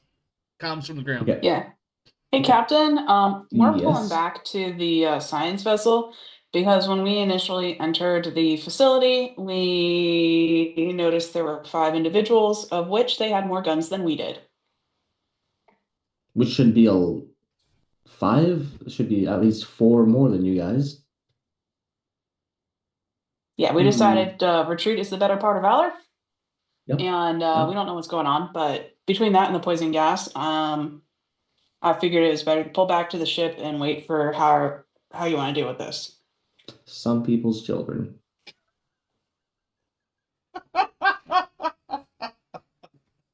Can I get can I cut in at some point? You can certainly call up. We could argue that, like, between your little attempt to capture the ferals and they're driving out of the facility, that timeline-wise, you guys are... Maybe you're overhearing the conversation. You've just got done talking to Hamida about this terrifying creature. All right, I'll hop on my radio. And just like in the middle of the call, just break. Yes. Corporal. There's more. There's. Oh no. Do I do a wits roll as to what he even means? I mean, would say that you could make I a called wits you roll corporal if you for a like. reason Yeah. to give you that clue. That's why I was going to make Good you make point. a wits roll for, is if you notice the fact that he just called you corporal. Yeah, he's pulling rank on me again, which can only mean one thing. Invasion? No, wait, that's a breakdown in communications. Never mind. Okay, so him saying that would also make me do something. Mhm. Alita's driving, right? Sure. Yeah. Oh, Cool. Alita, pedal. We need to get back to the science ship ASAP now. And then I turn to my sister and I tell her, you're going to listen to exactly what we're saying, and we're getting the fuck off of this planet as soon as we can. Yeah. We don't give a shit if you're leaving shit behind. We're leaving. Wait, what? I'm confused. We're leaving. I'm confused. What do you mean we're leaving? You have no issues driving to wherever you're trying to drive to. Oh, I just pedaled. Bad things. Pike has clearly found bad things on his side. We don't want to be down here. I'm being Especially not hunted. with civilians. Did he just I'm say he's being hunted? I'm being hunted right now. What does that even mean?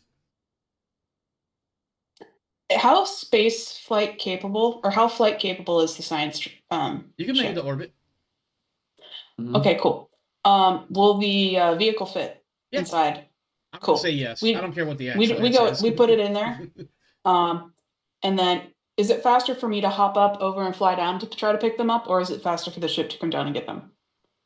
You can rendezvous. Can't in imagine- orbit. That would be the safer. Oh, you're talking about No, getting. I'm talking them? about picking I up can't- Pike and Hamida. I can't imagine. Well, for one, you can't land in the jungle, and I can't imagine No. this thing is going to be very like maneuverable. It's probably just an up-down jet, really. Yeah. I'm gonna argue that it's got the obvious up-down function, but I imagine there's some sort of capable. Not so much. It's not gonna move like a jet or anything, but it can certainly do translateral movement. So like going It's a from big where square. you got, it can move to like the landing site. The problem that, and Pike will know this, to rendezvous at that landing site means going back in the same direction you came, which means that creature has been following you, which means you may encounter that creature face to face. Pike would So know we need rescue party, which means Pike, do you think you can handle one of those again? I don't know how many. You hear I can Hamida take- in the background. She's like, "It's just the one. I'm sure the two of us can take it, right?" Oh, how much? Yeah, combat have you Captain, it's seen? time to break out the armory. Yep. Where's the armory? Arm all of them. Okay. So we're gonna rendezvous at the drop point B. We're going to try to pincer this thing, cut it in the butt. Marine days. Yeah, so Hold on. I actually- For those that don't remember, somebody made a shot right up Main Street in the previous season, and it killed someone. I don't remember. I think it was an alien. It might not have been. I don't remember. No, it was in this season. It was the big termite thing. Yes. Yeah. If you're gonna make a landing for rescue, don't come into the jungle. No. Um, We'll let set you up guys climb up. set up a defensive line outside the trees so you can't be ambushed. Okay. Yeah, we'll set up. We'll meet.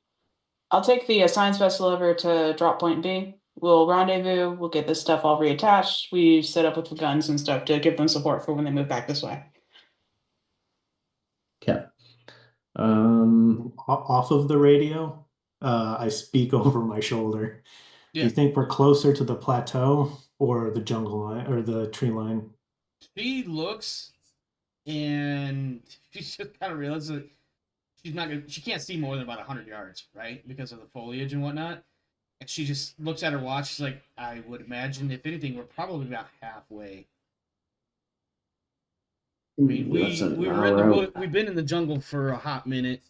It was about a kilometer to, roughly speaking, that's an hour one way. We've been in here for maybe a half hour to an hour. Mm. I'm guessing halfway, boss. Wait, why am I calling you boss? I don't understand why I'm calling you boss. I don't want it to attack us on. We need to keep moving. When we Otherwise, it's going to move pick the that perfect way, ambush. and she's pointing northeast Hmm.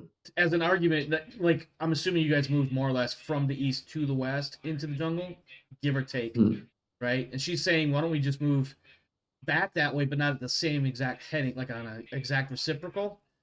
And then once we get out of the jungle, we can move south to wherever they land. Is what she's suggesting. Kind of a triangle sort of approach.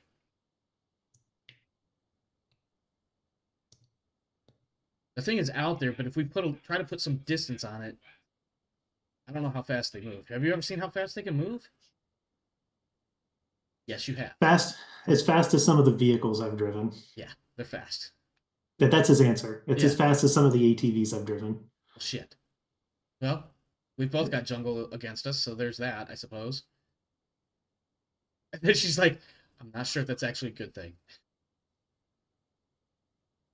You hear, again, in the distance, a chittering shriek. It sounds slightly closer, but it's hard to tell because of the sound of rain. Mm-hmm. So in the flyover briefing, Mhm. there was activity at the camp. Yes. People at the camp are above the gas line, so they're probably not stupid. And if this thing is here and they're still there, it probably knows better than to hunt that large a number. I say we move to the camp. And we wave off a group who's probably going to get ambushed. All right, so we move for the plateaus and we wait. Yeah? We move to the plateaus and figure out how they're detecting them in the jungle. Because this is going to be a problem no matter what we do at this colony. Okay. I don't like that answer, but I think that might be our best bet. If you think this thing's not going to hunt because of so many people, then, and it's high up, how good of a climber is it? Oh, it's a great climber, but it's an ambush predator. So large numbers aren't in favor of ambush.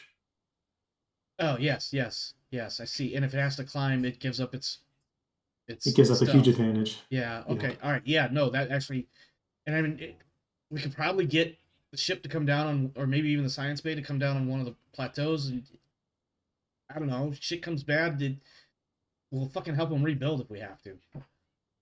Now, She's step referring, of one, course, to, any ship coming down on the plateaus is going to blow away the whatever shit they've got built up, their little shantytown camp stuff. Step one, stay alive. Yes. Consequences later. Yep. Corporal. Safer movement for Who do you us call is him to go corporal? to the That's camp. captain. We're moving to the camp. Prepare contingency for our arrival there.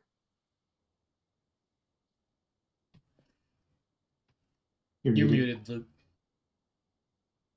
Cancel for rendezvous on landing site B. Affirmative. Got it. We'll meet you in orbit. All right.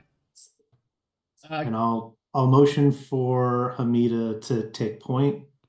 If someone Oh, is sure. going to You're get gonna put me out ambushed, front so you can stare at my ass right before we die. That's amazing. And she says that, but she does take point.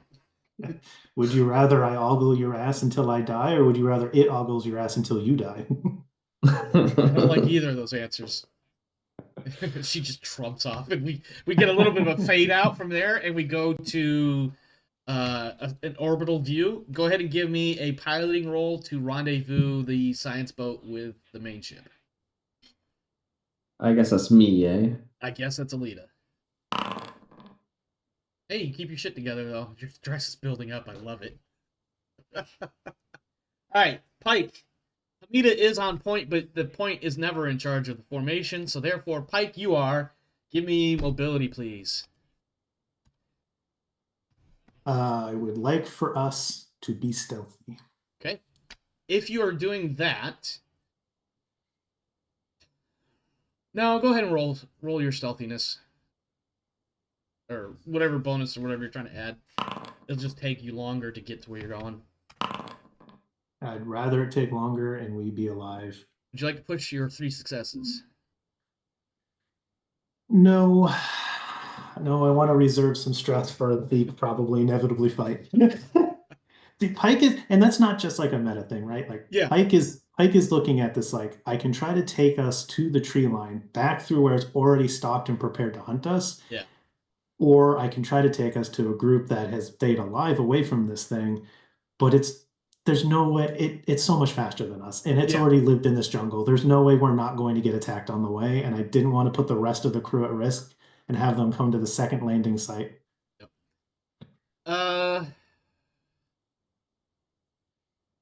Let me see something here. I'm just hoping that maybe if we're quiet enough that it might have to get closer and easier for us to detect the ambush before just to try to have to make it track us from closer. Gotcha. You are met. Let me rephrase. Let me back up. So you spend about an hour to an hour and a half, longer than necessary, but you're controlling your movement rate because you're being stealthy. You're being aware of your surroundings, super aware. You hear the chittering screams in the background a handful of times. They're almost like they make you almost think of like not specifically echolocation, because it's not trying to find you by sound, but it's definitely trying to say, hey, look at me, I'm over here. Hey, look at me, I'm over here. Trying to get your attention in order to draw you closer, because it realizes, at least maybe this is what Pike is thinking, it realizes you are moving away from it, where it would like to try to take you down. It does seem to be keeping up with you, more or less, at distance. The sound doesn't seem to be any more particularly louder or quieter than previously. It always stays about the same volume. The rain eventually abates and subsides, and you arrive at the base to one of the pillars. And there are 4 armed individuals. When I say armed, they're armed with 357s, and one of them has a shotgun of some sort. We are being stealthy. To be clear, there's probably about a 30-meter gap from the tree line to the base of the plateau where these individuals are. You see some sort of, kind of hard to tell, but it looks like there's some sort of access at the base of this pillar that will lead you up to the top, and that's why these 4 are right here. Are they wearing gas masks? They are not. Or something? They're not. But you also notice that for the last 10 minutes, you've been slowly climbing upwards. And when you look down, you can see your feet just fine. They're not acting sketchy at all. They seem like they're at a normal They seem to be level of alert and board. aware, and 1 or 2 of them seem to be conversing about last night's dinner in a language that you can understand. I'll let you pick which one. It's probably English, though. Common. Yeah, They're galactic speaking common.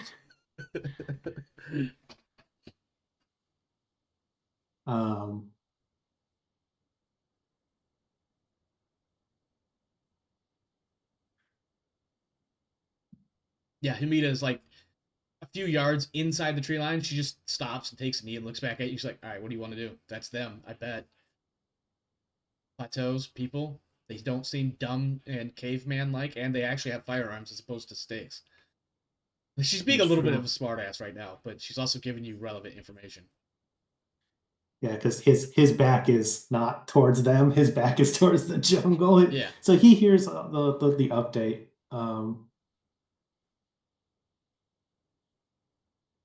Well, we need to get up the lift. Yeah. Probably take them with us. I don't think. I mean, if it came in here, it'll eat them, right? Or whatever it does. Yeah. He It also probably would have ambushed him by now if it thought that it was a safe target or a safe bet, an easy kill. Or it just hasn't gotten this far. Maybe it likes the gas. You are just a font of favorable images, aren't you? I can't even explain to you what I've fucking seen. All right, listen, we could jaw jack about this all day. We have these people in front of us, the plateaus above us, and that thing out there. How all right, we're gonna swap positions. So if these guys start shooting, they'll shoot me. Yes, I like that idea better than me being shot. Especially since I didn't bring any fucking armor. She smacks you on the leg or something, like playfully or whatever, like, duh, how did we not think of armor? Yes, his chest high leg. Yeah. Well, this is also one of those comments where it's like clearly we didn't think that we might be getting stalked ourselves when we came down here. Yeah, all right. I mean, he rotates with her so she can watch the jungle and he can look at the elevator and he says, "Well, keep your ass alive. It'd be a shame not to look at it again." And I'll step up and walk out of the tree line. You hear her mutter something, but you don't quite catch it because as she says something that may or may not have sounded like "motherfucker," you step on a twig, it snaps. One of the individuals, the one with the shotgun, just snaps right to you from 30 yards away. He's like, hey, whoa, whoa, whoa, whoa, buddy. Hey, the other three kind of fan out. They don't quite draw their little pistols or whatever, but they've definitely got, the policeman stance going right now. I can still talk. I'm not as dumb as the spear assholes that we ran into on the way here. That's an interesting choice of words. Also, that sounds like something they might say. Maybe. One of the other guys looks over. He's like, "No, they don't speak at all, you dumbass." And then, all right, hold it. All right, listen, just put your weapon down, or maybe go back into the woods, and I don't know, fuck off for a while. Look, and I'll sling the DMR to my back. I'm like, "You've got a pest problem in the jungle? I don't want to go back out there and get hunted by it. You've been here this whole fucking time, If so I you bet got you know one what I'm of talking those, I would not be worried about sticks and stones, my friend. You're right.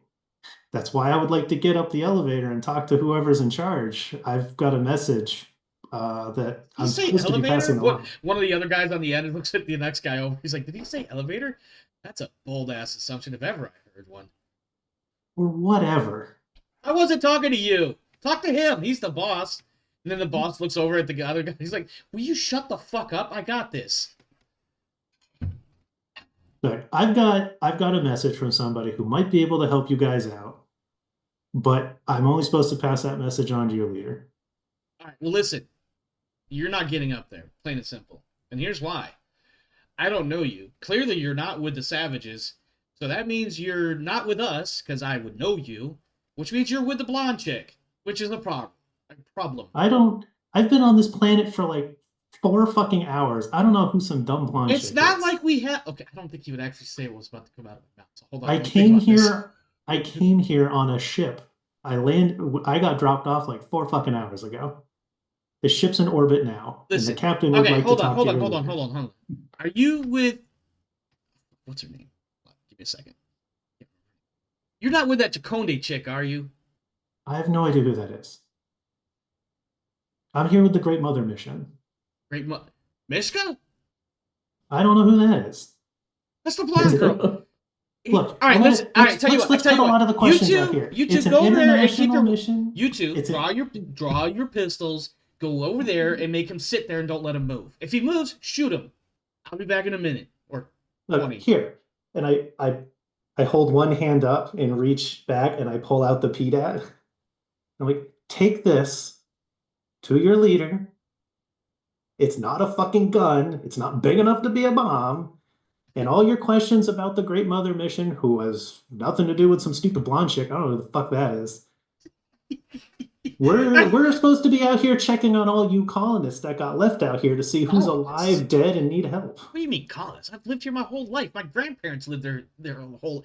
You know what? You two keep an eye on him. Give me that thing. Give me that. You go get that thing from him. So the third person comes over, and he's got his 357 out, and he is. I want you to imagine somebody smaller than Dirty Harry trying to handle a 357, right? It's all wobbly as he kind of half lifts it up towards you, and then with his other hand reaches out for the PDAT, and so we got wobbly hand and shaky hand going here, and just... I'll hand him the PDAT, and I'm like, look, kid, I've been shot by bigger.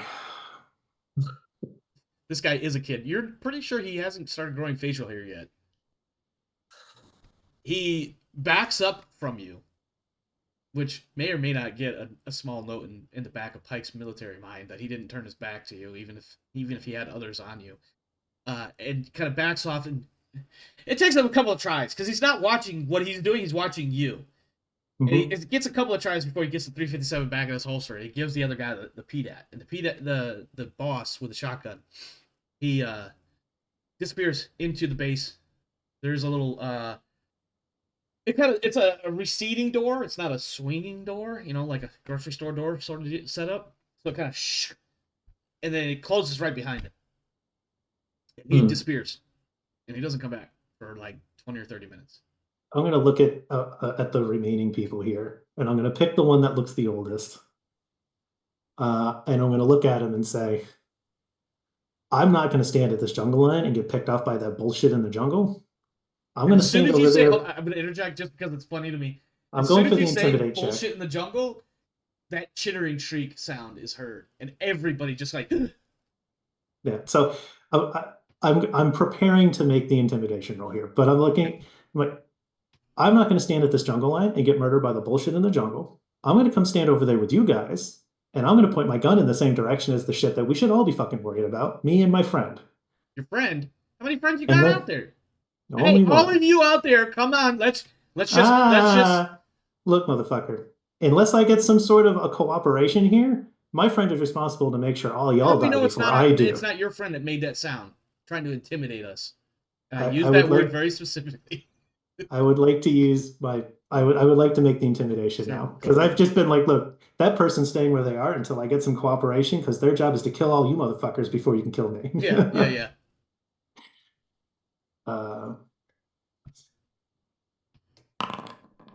Hey. I imagine you're not going to push 2 successes. No, but I will spend that stunt on. Let's see. What does manipulation allow? I would like to go for they are impressed by me and will try to help me later on in some way. Okay. Yeah, I think you get yeah. So you can see that there's some looks being exchanged back and forth between the three of them, and one of them's kind of like, "Fuck, I don't know, man. Listen, if there's something out there hunting him, I doubt it's the Ferals. I mean, he's got a sniper rifle, for fuck's sake. He pick them off at range before they even got close enough. If they were that dumb in the first place, like they just keep going back and forth for like 5 minutes." I've already murdered 2 of the Ferals. Yeah. They made the fucking mistake of trying to stick me with a spear. We're going to come over there and help you protect this fucking door, so at least we're doing something helpful and not getting picked off in the jungle line. Yeah. And I'll just start walking over to them. One of them looks at you and is like, if it's not the Ferals, then what else is out there? There's nothing on this planet that's going to try to eat us like that. Oh, there is, son. There is. I've lived here my whole life. What else is out there? I think that's a question your bosses have to answer. Not if it's trying to eat me. I think you can answer it. I can shoot it if it comes into the clearing. Okay, you know what? Here, you put your weapon that way. You go that way. And I'm just going to look cool over here. And he says that really hesitant, like, I'm not sure if I can actually pull off the looking cool thing right now. I'm gonna wait until I'm like in the group with them, and then I'll like turn and I am gonna point my rifle out towards the jungle because I do not want to die here. But once I'm close enough that if they decide to fuck with us, I can just grab and murder them all. Then I'll be like, all right, Hamida, come on. They can't stop you now. I'm already in their line. Yeah, after a moment, she does come back out of the woods, and she just kind of looks at the four of you spread out a little bit, and she just looks at you like, that's not good interlocking sectors of fire there, Captain, as she goes off to one side and sets up her own little sector of fire. So I just look at her like, honestly, the only two that are gonna matter are yours and mine. Let's be real. Just openly shit talking these guys. Yep, yeah. And yeah, meanwhile, the other three are like, interlocking, what? So let's transition back to the science ship coming up into orbit.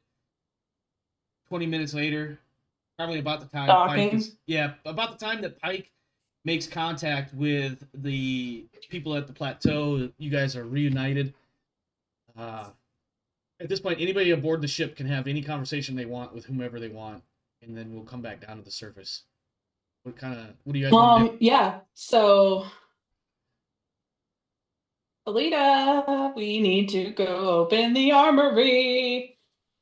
Armory. Yeah, I suppose that's not a bad idea. Is it really? It can't possibly be this bad. Like out here? It can be. Do you think we have grenades still? Maybe we I have will grenades. say this: if anybody has purchased grenades, yes, you're not getting grenades standard issue at this point. Okay. So there's probably no grenades. Yeah, probably no not. grenades. You might get smoke or some type of more utilitarian type grenades, but certainly not your HE type shit. Like maybe a flashbang or two, but and obviously a couple of smoke maybe for marketing purposes, but that's about it. Oh yeah. So, Alita, I'm like standing outside the armory door because I can't open the door. Yeah, I think she sees you do this. She's like, "Why do you keep saying my name like that?" And she comes over, just, oh no, wait, that's you. Why am I playing your character? I'm sorry. Go ahead. I forgot who. My sister might be saying that. Yeah. Nina's definitely like, "Why are you saying her name like that?" And she's following along right behind you. And I'm literally vibrating because I am very, very upset. Mm-hmm.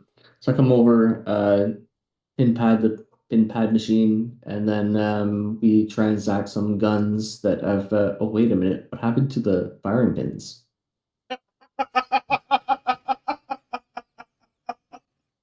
I forgot all about the firing pins being removed. I took the firing pins out of all of our looted guns. Yeah. Oh, the looted guns. Yeah. So like the ones that came with the security team, I didn't touch. Just the looted those. ones. Yeah, and you've probably got like, I don't know. I think there might actually be a loadout somewhere for the ship. What might be on there, but I imagine not much more than a couple of rifles or shotguns and then a pistol for everybody. Yeah. Okay. I snag a rifle and some ammo and a pistol and some ammo. And she piles it on the table and she looks around and then grabs some more things and just like, man, I wish we had body armor. Octavia, because you are a Marine, you will know that maybe some sort of function test or function check is pertinent when you're grabbing a weapon that you've never used before. That's why she's piling them up. She's collecting them up first so she can do it all at once. Yep. In batches. And that's when you notice that there are no firing pins in any of these rifles unless it was part of your security team's detail or whatever. I have the firing pins. You have the firing pins? You know where they are. So effectively, yeah. Yeah, well, at the moment, in that case, I'll let you Octavia's play this however you also- want. You already know they don't only have firing pins. Octavia's also the only person who knows that the smart gun's disabled, and she's the only person who's currently on the ship who can make it work again. Yeah, because you did more than just take out that little battery thingy, right? I mean, you take the battery thing out, the whole weapon's dead. Right, but there's other ways, right? I imagine. I mean, there's probably other ways that you can mess with it, but without that, I've removed the electronic trigger. Okay, yeah. So there's no way. It's effectively the same thing as removing the firing pin. It's dead weight without that. Gotcha. But Octavia Okay. knows where that is. What do we I do didn't with the tell fire anybody that pins? I sabotaged any of these things. Just Octavia. Oh, 1 minute. You can wait right there. And she goes running down the hallway. Do. Shuffle, shuffle, shuffle, shuffle, shuffle, do. Digs out hiding spot, grabs the things, run, run, out of breath back, At drops a one bag of point, firing pins on the table. I want to imagine at one point, maybe on the way back, as you round a corner, you run straight into Marty, the female working Joe. Hmm. Hey Marty, do you know how to clean guns? Marty, oh, they have spoken before. So Marty just kind of stops, and I want you to remember they have plastic faces. They don't have individual facial features. That's all the same plastic face, right? So it doesn't. It's not very descriptive or emotive. So it kind of does something like a very basic eyebrow raise. It's like, what? No, I Oh, don't clean No, weapons. I keep running. Okay. I don't even listen to her answer after I hear no. The camera lingers and watches Marty turn her head as you run, and it turns back. It doesn't shrug like a normal human would. It just continues forward again with whatever it was about to do.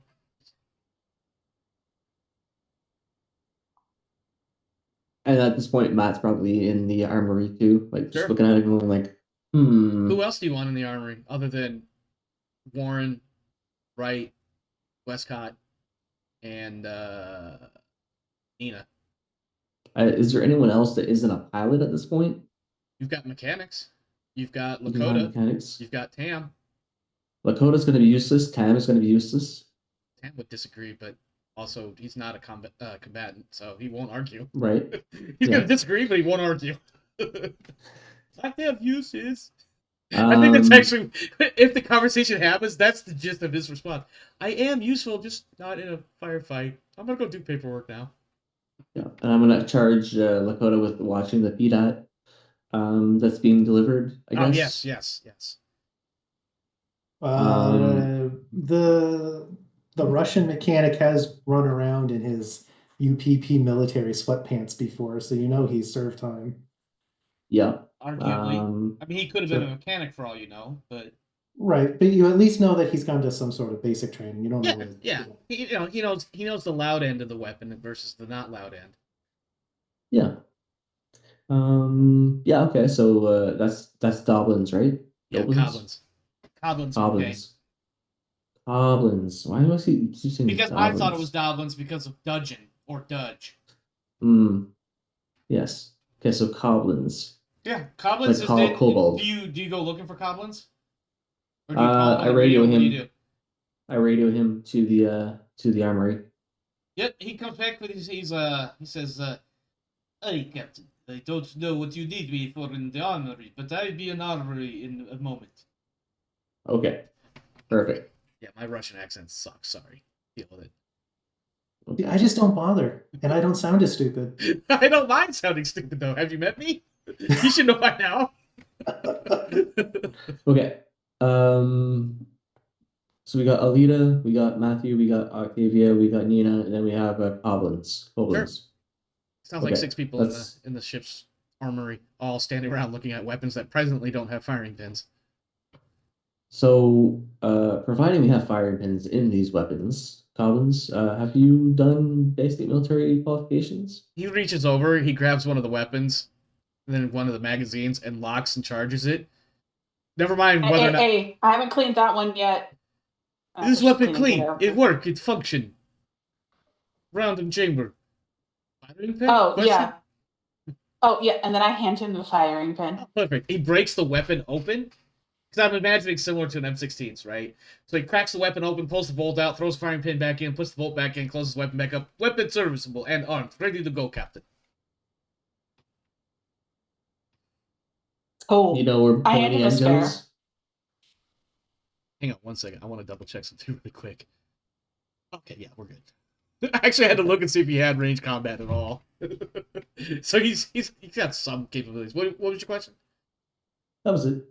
Nina, do you think you can actually be serviceable with a rifle, or do you want to do anything else? Nina looks at you and she's like, I I know it's point and click. I bet she's much better. And she kind of points a thumb over at her sister. I imagine she's much better than me, though. And then she looks directly at Rodan at you, Rodance, and she's like, "You will never hear me say those words ever again, just so you know." How about improvised explosives, Nina? Can you make improvised explosives? Ooh, probably. We want improvised explosives, preferably the kind you can throw. Impact grenades, perhaps. Molotovs. I would take Molotovs. She just kind of looks at you and he's like, how attached to that coffee maker are you really? You're gonna have to talk to Tim about that. I'll survive. I'm asking you. And she looks from Octavia over to Matt. I'll ask you, Cap.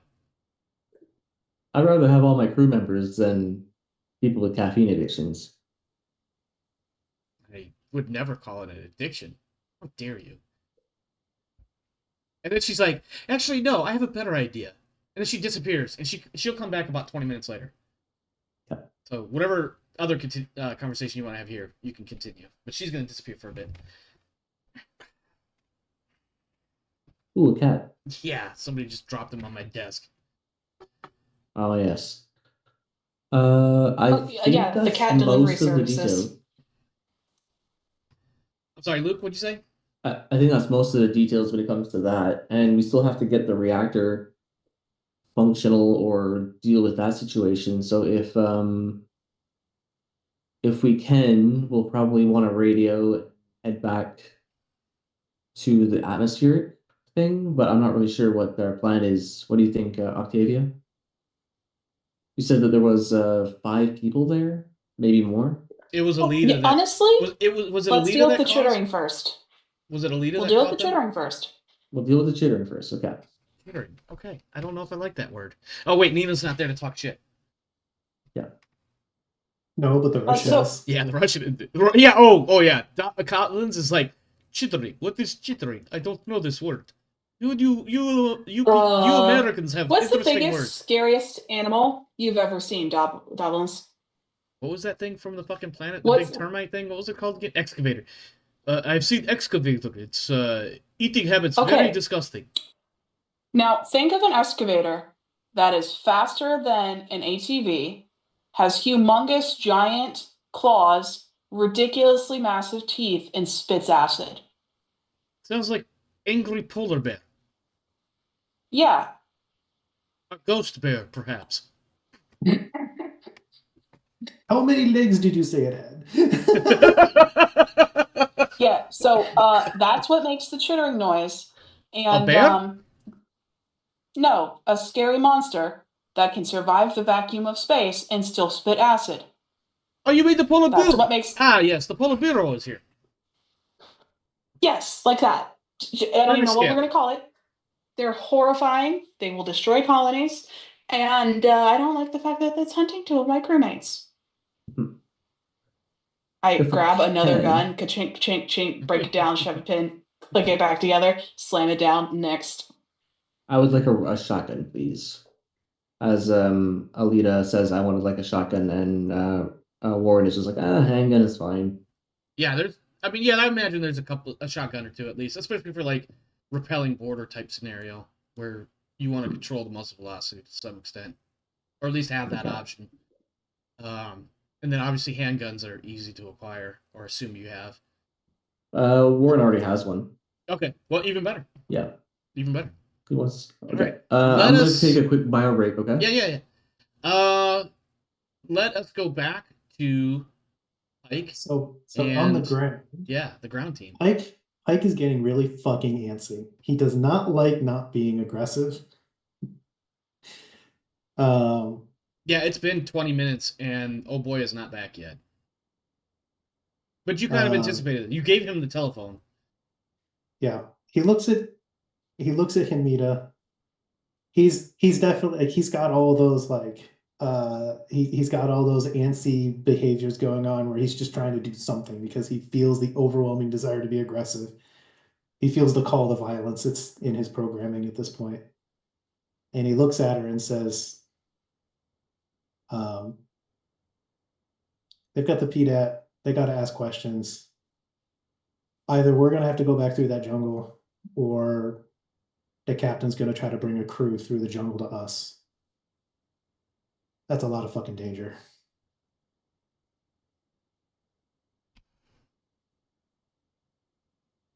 What do you want to do? Whatever.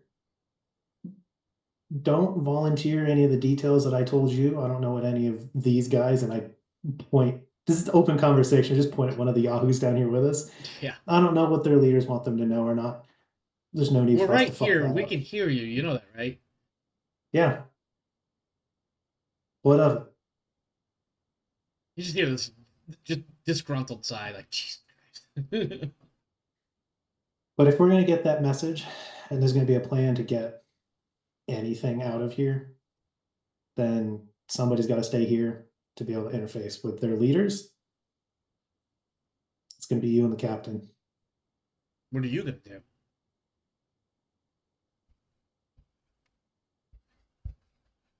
I don't want anybody else to be in danger. I'm gonna go fucking kill that thing.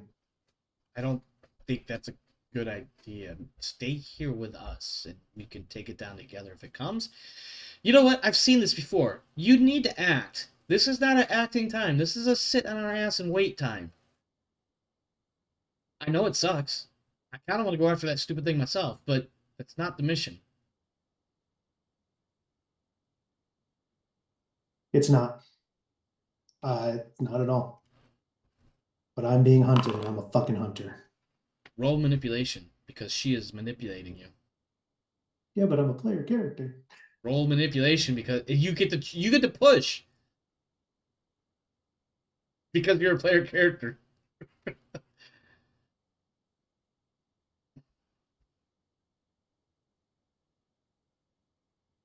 And yes, you do have some agency. I'm not going to steal all your agency, but she is definitely manipulating you. She's trying to convince you to stay.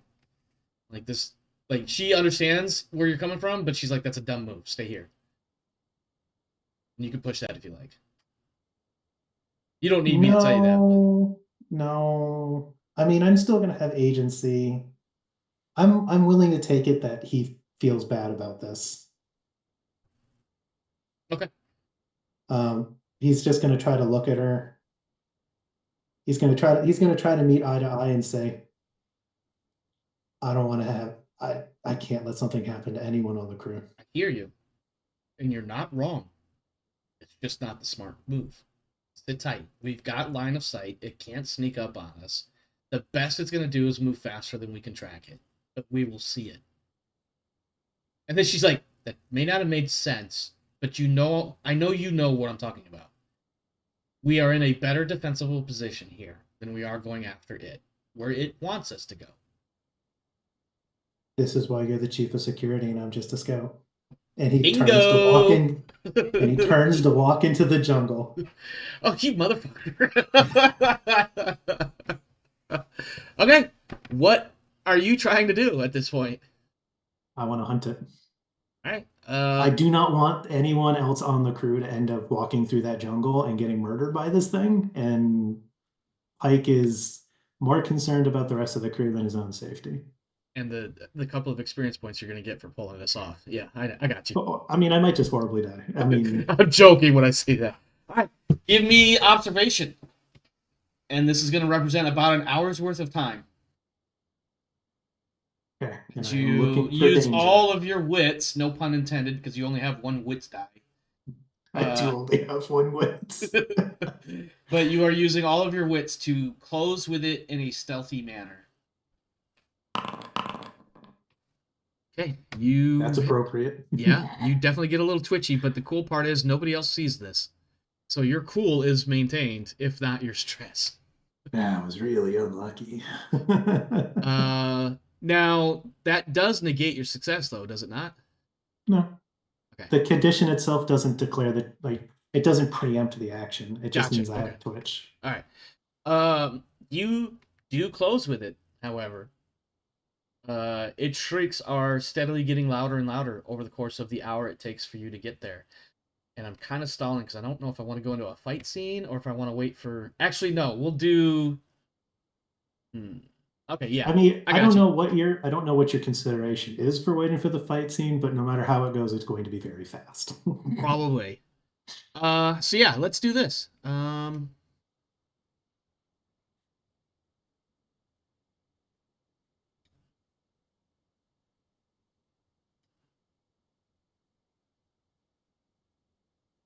Nope. Oh, I didn't mean to get her in here. Hold on. Dumbo. Let's try that again. Just these two. There we go. Roll your initiative, sir. And let me switch this over so people can see the screen. What do we end up with here? Oh, so you act first, and then I act twice. So I'm going to say that you have closed to within about 100 yards. It is up in a tree, about 10 or 15 feet up. You see it as it gives out one of its random chittering calls that it's been using to lure you in. It's almost as if this stupid thing realizes that the hunter has become the hunted, and it's amused by it, supposedly. In a way that a creature might be personified in such a way. You have the option of attacking first, so what would you like to do? It's in the tree. You have a DMR, I believe. I'm not going to give you like any stealth bonuses or anything because you basically at this point know about each other. Yeah, you both know. Listen, you are both predatorial hunters engaged right now, so yeah. I'm gonna take my shots. How risky do I want to be? It's Pike. He's gonna be risky.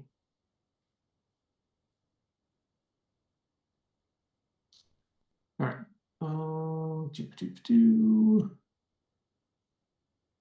and for the sake of argument, you guys are in the same 100-meter zone.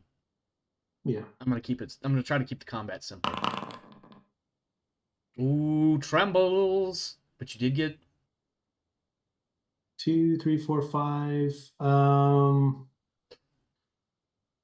gonna put it all into damage. So I'll do 5 armor piercing damage. all right. Let's see. You do 4 armor piercing damage. And it screams at you in pain, anguish, etc. I shoot. I hear the bolt lock. So I swing the rifle around. And I I yell at it. Okay. I swing the rifle back, just You scream back. This is becoming a very feral moment here. Okay. And that is it for your turn, yes? Yeah, that's what I got. Okay. I'm going to simply GM dictate, and you can argue this call if you like, but it's going to use all of its action, the first action, I should say, to close with you to melee range. And then its second action is rolling on the table. And the second action is rolling on the table. All right, let's see it. Stun the host. Let's see. So Attacks with a base dice, 9. And it rolled nothing. It's not trying to kill you, though. So Yeah. do I need to make this roll itself? No. So I don't know. I've tried to talk through this before. Let's try again. So Okay. you can see where it has the picture of the die and the 9 and where it says 9 base dice. Yes. Click on the 9. That's what I thought. And it should pop open a little box. And it shows you a bunch of dice. But it's not for some reason. So when I pop it open, I see they're all blank faces. I can see the dice rolls. I don't know why it doesn't open for you. Actually, this is something we should probably actually figure out. Are you doing a tech support sort of thing here? No, I'm going to snip and send you what I see so we can make sure that we're clicking on the same thing. Gotcha. Yeah, because I'm left clicking and nothing happens. And when I right click, it says make private or delete. Let me this on the desktop. Close, and then I'll send it to you in the Discord.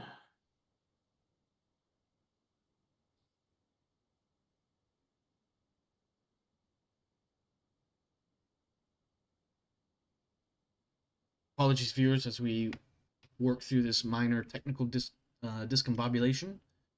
All right, so okay, so that looks like When I- no successes. So when I left click on that little box that has the Yeah. die and the 9 in it, Huh? that will pop up for me anytime I click on those in the chat box. Gotcha. Okay, for whatever reason, when I left click, nothing happens. I don't know why or how or what. When I right click, it gives me the option to either make it private or delete it. Yeah, that's giving you your DM stuff. Yeah.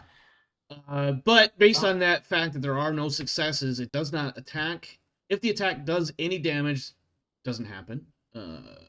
And yeah, Now, I did the whole screaming thing because I was anticipating making the blocking action with my remaining action. Mhm. So I am going to roll my close combat. Okay. And this is the one where if you do more successes than me, you actually do damage to it. Then my successes go through. Which in this case, any successes you have will go through because I have no successes. Period. What I'm understanding. More panic. Now let's see what You drop an item in the Well, let me process. see. Hold on, let me see which result that is on the table to see if I can overkill it. I'm gonna look at your table or your inventory and see what I can pull off. Oh yeah. Oh yeah. I mean, there's lots of stuff to lose in there right now, but Yeah. I'm. Do you have your mask on your face? Yeah. Okay. No, you don't. I'll explain more in a moment. I mean, this will be an easy fix for you too. So, but we'll give the narrated version of what happens here. This book. Just trying to see if I can overkill. Well, yeah, you've got like 3 successes with a base damage of 1, 4 damage if my math is working right. Yeah, that's 4 damage as it tries to stun me. Okay. Did you find what you're looking for? Or are you good or? I'm gonna keep looking, but it's not going to affect what I did to it. Okay. It's only going to affect whether or not I lose an item. If you lose an item? Well, here's what happens, and this may or may not answer your question, at least insofar as how I'm going to narrate this. It zips out of the tree. It probably jumped 30 of the 100 yards between the two of you, lands almost elegantly in a feral sort of way, graceful tiger sort of thing. And as soon as it crouches, it breaks immediately into a sprint to close the rest of the distance with you. Its smaller jaw juts out several times, rapid succession, attempting to break through your face mask because it wants to go for the soft, vulnerable parts of your body. In the process of you attempting to, swing and zig and zag and sway away and everything else, your mask comes off your face and ends up the retaining straps end up snapping, at least one of them. So like your mask is, at the very least, it's going to be hanging. Otherwise, it may just end up on the jungle floor. But because of that mask, none of the strikes actually make it. And in the process of you fighting it off and dodging into the strikes, you manage to get significant amounts of damage in via pummeling by fist. Unfortunately, as you crack what can only be described as large-scale chitinous armor, you have exposed yourself to the creature's acid blood. Mm-hmm. So it needs to make its acid damage roll. Correct. Let me see what my... let's see. Each type inflicts a different level of acid flash. Acid splash. Oh dear. Please enter the damage inflicted on... Oh. Please enter the damage inflicted on the Xeno, which was 4 damage. Yep. So 2 acid. Yeah, and this burns. This is a pain you've never felt before, I bet. I've been burned by Xeno acid before. Have you? I don't think we actually resolved that before. I think you managed to somehow evade it.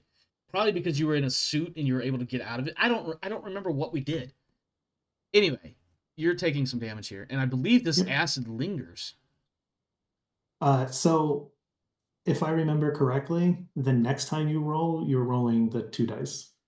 The 2 that succeeded. Okay.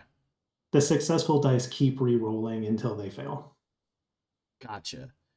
Now, what also happens here is trying to get the right status on here. Bear with me here. You have punched this thing to death. And now you have acid all over you. And it hurts. It stings. It burns. I You have killed this thing. I plan to take a step back, so I'm out of splash range. Mm-hmm. I'm going to pull out my pistol. Mm-hmm. And I'm going to shoot it in the head 5 or 6 times to make sure it's dead. Go ahead and use up one of your reloads as you mag dump this fucker in the face, even though it's dead. I'm just shooting it 5 or 6 times. I'm not mag dumping the pistol. I haven't shot this pistol before. All right, that's fair. I'm going to roll your additional damage. Oops. I mean, I can. It's yeah. That's all the damage you take. Is that 2 points of damage? The acid burns itself out. It hurts like a motherfucker. In fact, I think what happens is like some of the drops lands on a wrist, and you now have a nice size hole through the middle of your arm that strangely doesn't really impede your abilities with that arm. It hurts though.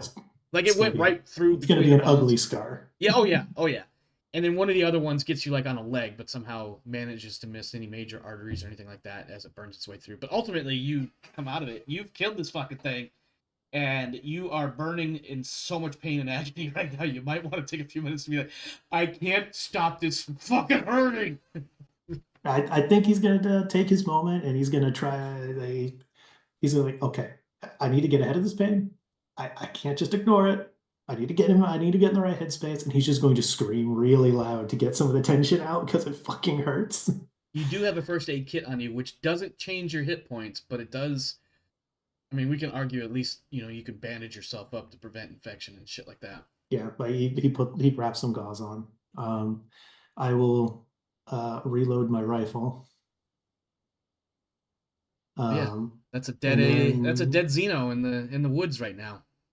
And then, because I would like to really settle the case with these dumb fucks at the camp, I'm gonna grab it by the tail, and I'm going to drag it drag it back. Okay. We're gonna cut there. Luke, are you back?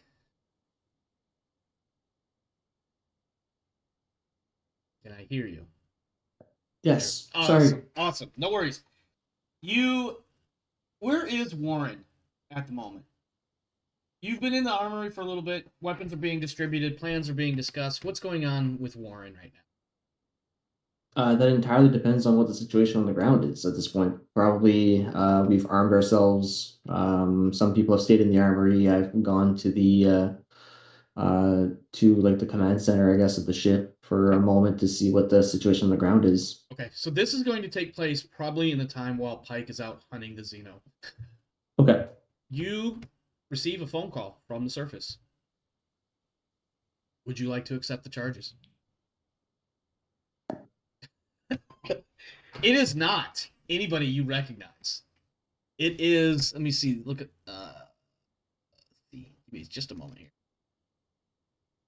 Yeah, let's go with that. It is this guy. This guy's face shows up on the, if you look on Foundry, there's an individual in the middle of the screen with the name Vidin Semenya. That face shows up on the PDAT. Okay. And he says, hello, I am Vidin Semenya. I am one of the leaders of this establishment. Let's go with establishment.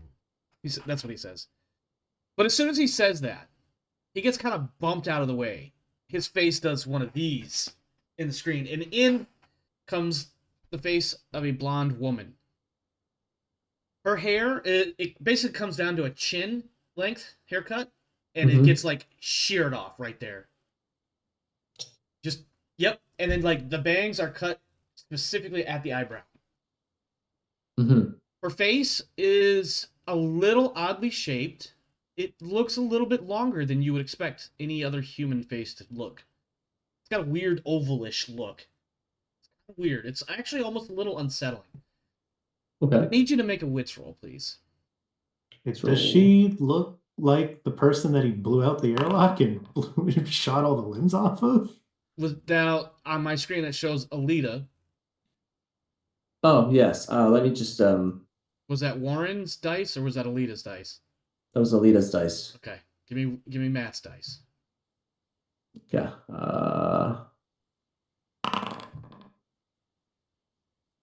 Okay. That still showed as Alita again, but I'm gonna roll with that. I will allow you. Yeah. I know it's a characteristic or whatever the thing is called. Normally you're not allowed to push it, but I will allow a push in this case. You'll just have to reroll. Yeah. Because you can't push the button. Yeah, yeah, go ahead and re-roll that if you like. Okay. Yeah. Add 2 points of stress. And I'll tell you why. The Okay. answer to Kane's question was yes. Mm-hmm. This is You've chick. shot the limbs off of this person before. Yeah, you've encountered this woman before, but the reason why you get 2 stress, one is for the recognition of this person that you thought you had killed, at very least defeated in the past. The reason why you get the second point of stress, though, is because of the association of that memory with that entire mission, which was quite a mental trauma moment for you. And in fact, this particular moment was the difference between eating a bullet or a grenade or using that grenade. And fortunately for you, you used it, you won the situation. I want you to imagine that Warren's stress has just peaked. His heart rate is up, he's starting to perspire. If he had spaghetti in his belly, it'd be coming out because of the M&M song. And knees weak, arms Knees weak. heavy. There you go. You got it. Yeah. And this blonde-haired woman on the other side of the PDAT says, "I am Mother Mishka. You are interfering with my operation here." I'm sure I'm interfering with a lot of things. However, what I'm not interfering with is the Great Mother mission. I know You not of are. what you speak, but you are interfering with my abilities to recover some of my people from these people here. You will stand down. How am I impeding your recovery of your people? Immaterial. You will stand down.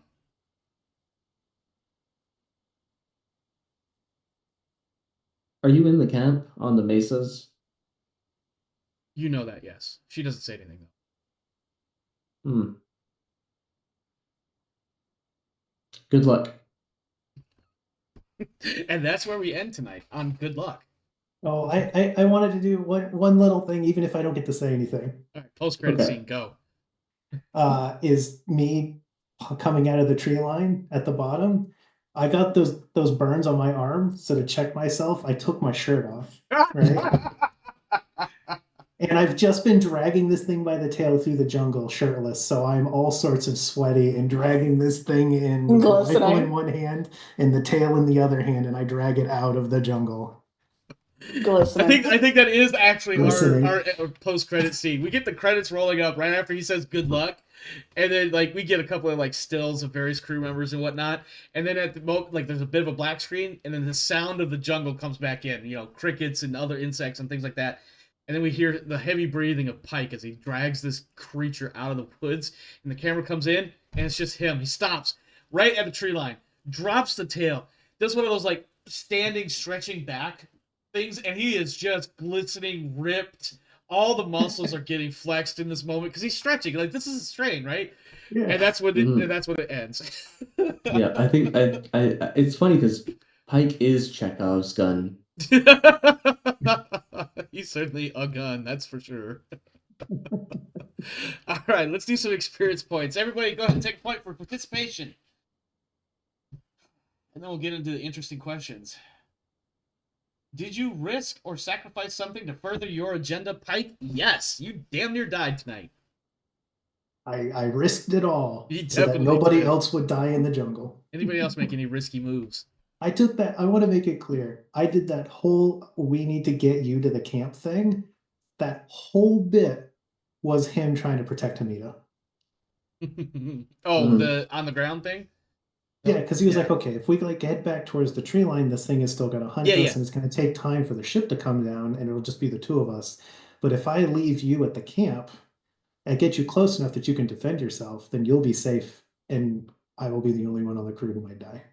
Yeah. No, That I whole trek when thing you was to when you keep her started safe. suggesting that, not only did I see it as a valid, this is probably something that two, you know, spec ops types would come up with as far as a plan in that situation.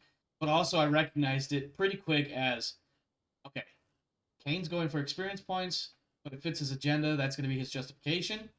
Pike is going. This definitely sounds like something Pike would do. So I was like, yep, And that's I why we're doing tried, it. and for some extra fun, I tried to have that narrative moment with her to try to demonstrate that he gives a shit about her, Mm-hmm. and that he's trying to make it clear to her that he thinks that she is far more important than he is. Yeah. Well, that, and then the moment where she's like, no, this is a dumb idea. Why would you do that? And you're like, you're right. Goes off into the woods anyways. Yeah, so like you're right. You're the smart one. This is why you're the chief of security. And then he leaves. Yep, like... exactly. Exactly. Did you risk your life for your buddy? Is Hamida your buddy? I don't think so. No, I don't think you're Octavia allowed to is. buddy NPCs anyway. No, but I would like to argue I called off the landing Yes, so that yes. nobody else would be on the ground and in danger, and that includes my buddy Octavia. Yeah. You can definitely take a point for that. Anybody else? I know Pike definitely risked his life. I'm not sure if anybody. Alita maybe in the, oh shit, there's potential bad guys up there moment. That's just a dangerous situation, though. Yeah, yes, that is true. Did you challenge or stand up to your rival? Any rival standing up? No. Okay. I don't have one. You're gonna need to find one. Panic rolls. I think everybody that rolled dice at some point had to make a panic roll. Warren made a I did panic not. roll. No, you're right. Westcott did not. Warren did. I think Wright did. I'd have to look back at the log, and I don't feel like sifting through all that. Pike definitely did. And I lost my mask. Now, to be clear, I wanted to point this out, and I forgot, but when your mask came off, you definitely had the moment to recover it if you wanted to. No, I think narratively it makes more sense that it got ripped off in the fight and he just didn't think about it. Yeah, well, I mean, yeah. I mean, you're burning, and then you're like, I'm putting bullets into its face. Yeah, fuck that thing. Oh, I really should take this back to show everybody else what I was thinking.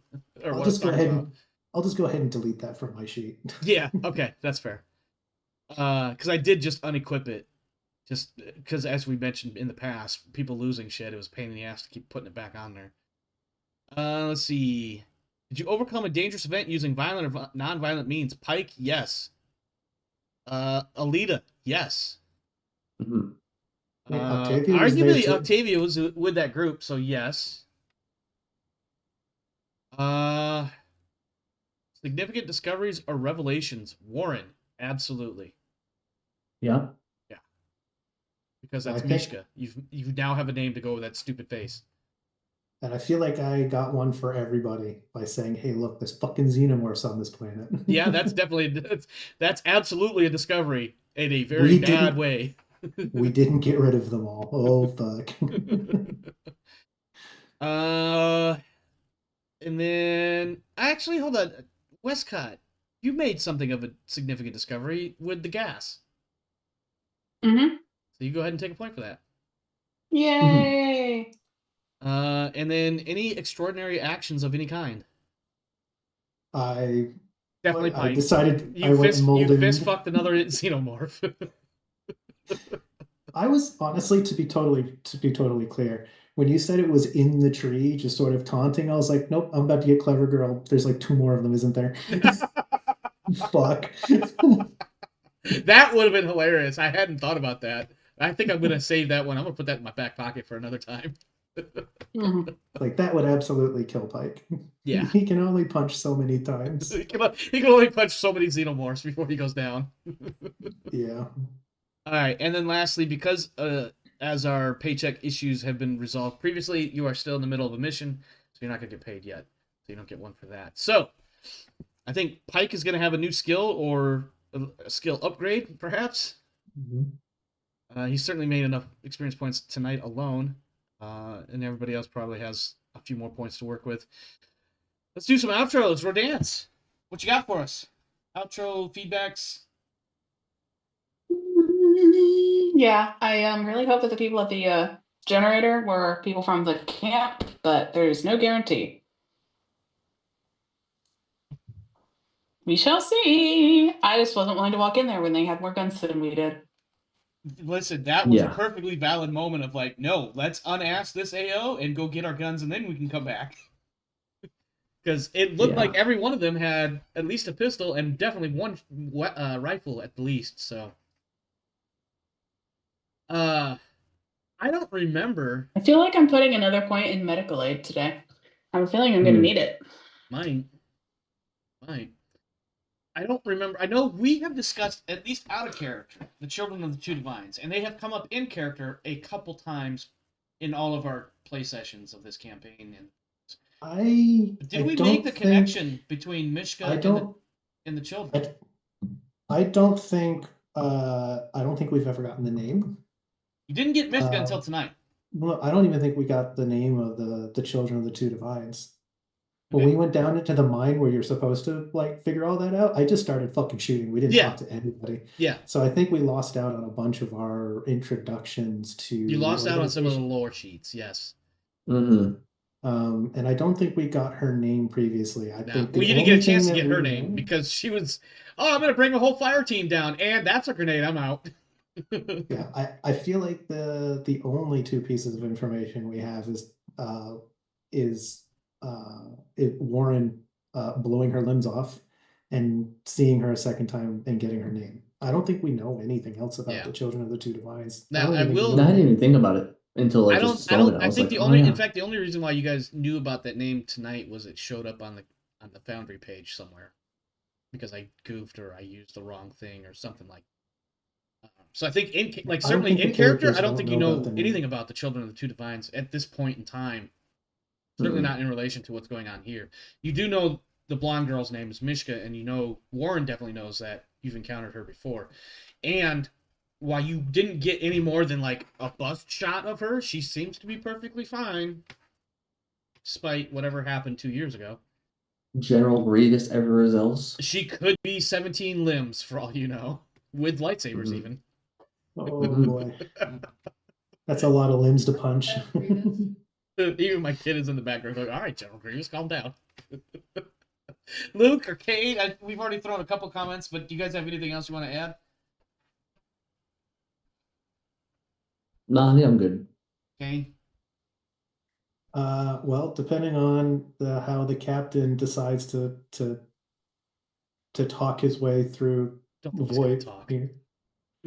Well, I mean, depending on what he does or doesn't say, drastically changes the amount of danger that Hamid and I are going to be at the camp. Yeah, it seems I- as though. I can only get shot so many times. Yeah. So, out of curiosity, you took, what, 2 points of damage. How many Yep. hit points do you have left? I know I could just look, but... 7. Oh, Jesus. I'm gonna have to... Yeah, you're definitely gonna get clever girl. But yeah, no, I will admit, I did a not quite a last minute change up in the order of events or the order, how this was going to play out tonight. This particular mission was going to run a particular direction, but then after last week, when you were like, well, we're going to send a couple people down to the atmosphere processor, and then we're going to do this, we're going to do that. I was like, you know what? I'm changing up how I'm going to run this mission. I'm going to change it up, but you guys are going to encounter some shit at the atmosphere processor. You're going to encounter some shit depending on how you do it, going up to the plateaus. Yeah, and this episode went pretty much the way I thought it would, with the exception of Pike punching himself through a xenomorph. I did not foresee that one on my deck of cards. But to be totally clear, it is super risky every time Pike does it because that if he fails the block check or if he uses too many actions and he can't block anymore, they can just one tap him. They have so many auto kills that don't care about your hit points. Here's a random roll here. This is bring him down, sweeps with arms, legs, and tail, lashing to bring the victim to the ground. I can't see what the 10 dice rolled. That's two successes. So that's if successful, the target is battered to the ground, drops any handheld items, and takes 1 point of damage and an immediate panic roll, which, with your stress where it was not very high yet. Not very high yet. So that one you might not have had too much of a problem. I'm just gonna roll another one just to see what the next one is. No escape. Xenomorph pauses and hisses at its victim before scampering away to an adjacent zone. The Xenomorph is only biding its time when it acts on the next round. It has been joined by another. Now that it has its own built-in clever girl. Yep. So and that's just 3 rolls out of at least 6 that are built into the table for that particular creature. Mm-hmm. So that could have gone quite bad. when you Yeah, basically like, should- I'm gonna go there hunt should this fucker. also, like, there's the stun one. And you know one of them is What is- definitely Which going to be an is- auto kill. Right, there is the stun one, but there's also the one where it hits you with poison that paralyzes you. Oh And yeah, there's another one that's just headbite. yeah. You're That's what I'm dead. saying. Yeah, there's one. It's an And I auto think kill. the last one, and I think the last one is it grabs onto you and on the following turn will automatically roll headbite. So there's headbite and then slightly slower headbite. Yeah, Like, it's yeah. Like it's definitely a risky move to go engage one of these things intentionally, like you did. So I was like, ooh, well, he really wants to play. Who was it you said you were gonna play? damn. Damn, you really want to play Damn. I Anybody would else? like- Anybody I would else like got? Pike to Sorry. survive. I would like Pike to survive, but I also can't. I can't pull short on how Pike would be. So I think you have to Kyle Mhm. Morgan him, not literally kill him, but like you have to play him like you did Kyle Morgan. yeah, A series of choices were made, and this is the outcome of those choices. There's no way around it. I have a question. Yes. It's gonna be bad for Westcott if he dies too. Oh yeah. Oh yeah. oh yeah, that'd be real bad. What's up, Luke? What's your question? What is an EEV pod? That's the escape Emergency pods. escape pods. Emergency escape pods? Can we use them to like a- hot drop into the camp? So I did you would watch Alien 3? Alien Not that I 3. remember Okay. too much of. So what the thing that she landed in on the planet where they found her in? That's an Yeah. EEV. Yeah, that's Okay. almost automated. So- Like it doesn't really have a lot of maneuverability to it, I don't think. It just tries to land on the nearest stellar body. Yeah. So I don't think we could aim it at the camp unless you got really creative and fun. But Like, by you'd have to default, I think it reprogram- just You'd have I to think it just reprogram lands on the daughter at the planet. very least to fire it specifically where you wanted it to go. But even though you'd have to turn it into a bullet basically. And even if you Yeah. fire in the direction you want it to go, and it doesn't necessarily mean it's going to go where you want it to, especially once it hits Atmo. No, Okay. there might be an argument to be made that like Dudge, your pilots might be able to get together and try to run some math to figure out, okay, Yeah. if we look at the trajectory that it's supposed to come out of the ship, and we point so that the closest place on the planet is supposed to be about where the camp is, then we might be able to line it up and just like try to decide where we want the gravity to go and try to math Yeah. their way into doing it. But then Yeah. you still run into the problem. Like you could probably get it in this general, basically on that map. Now the problem is just where on the map do you land, and Yeah, how much so damage do you cause for the pod? Anybody in it? Like Yeah. mean, the Rebarb pod will is- still. We've all watched fucking Serenity. Rebarb is a pain in the ass. Let me tell you. I mean, the pod is Mm. designed to crash. Yeah. So I think the occupants would be fine to walk out of it. Where Most they walk likely. out is a whole nother thing, but Yeah, you know, Yeah. they'll probably survive the landing. All right, folks. Anything Hmm. else? Last chance. No, that's everything. All right. Well, that is it for us here tonight. Thanks for stopping by. Thanks for hanging out. Hope you enjoyed the show. I certainly did because I didn't think the things were going to go quite the way they did, but it was still quite entertaining for me. That said, let's get out of here. Stay safe out there, my friends. This world is a crazy dark place, so make sure you're doing what you got to do to take care of you and yours. As for me and mine, we are out of here. We'll see you next time. Have a good one.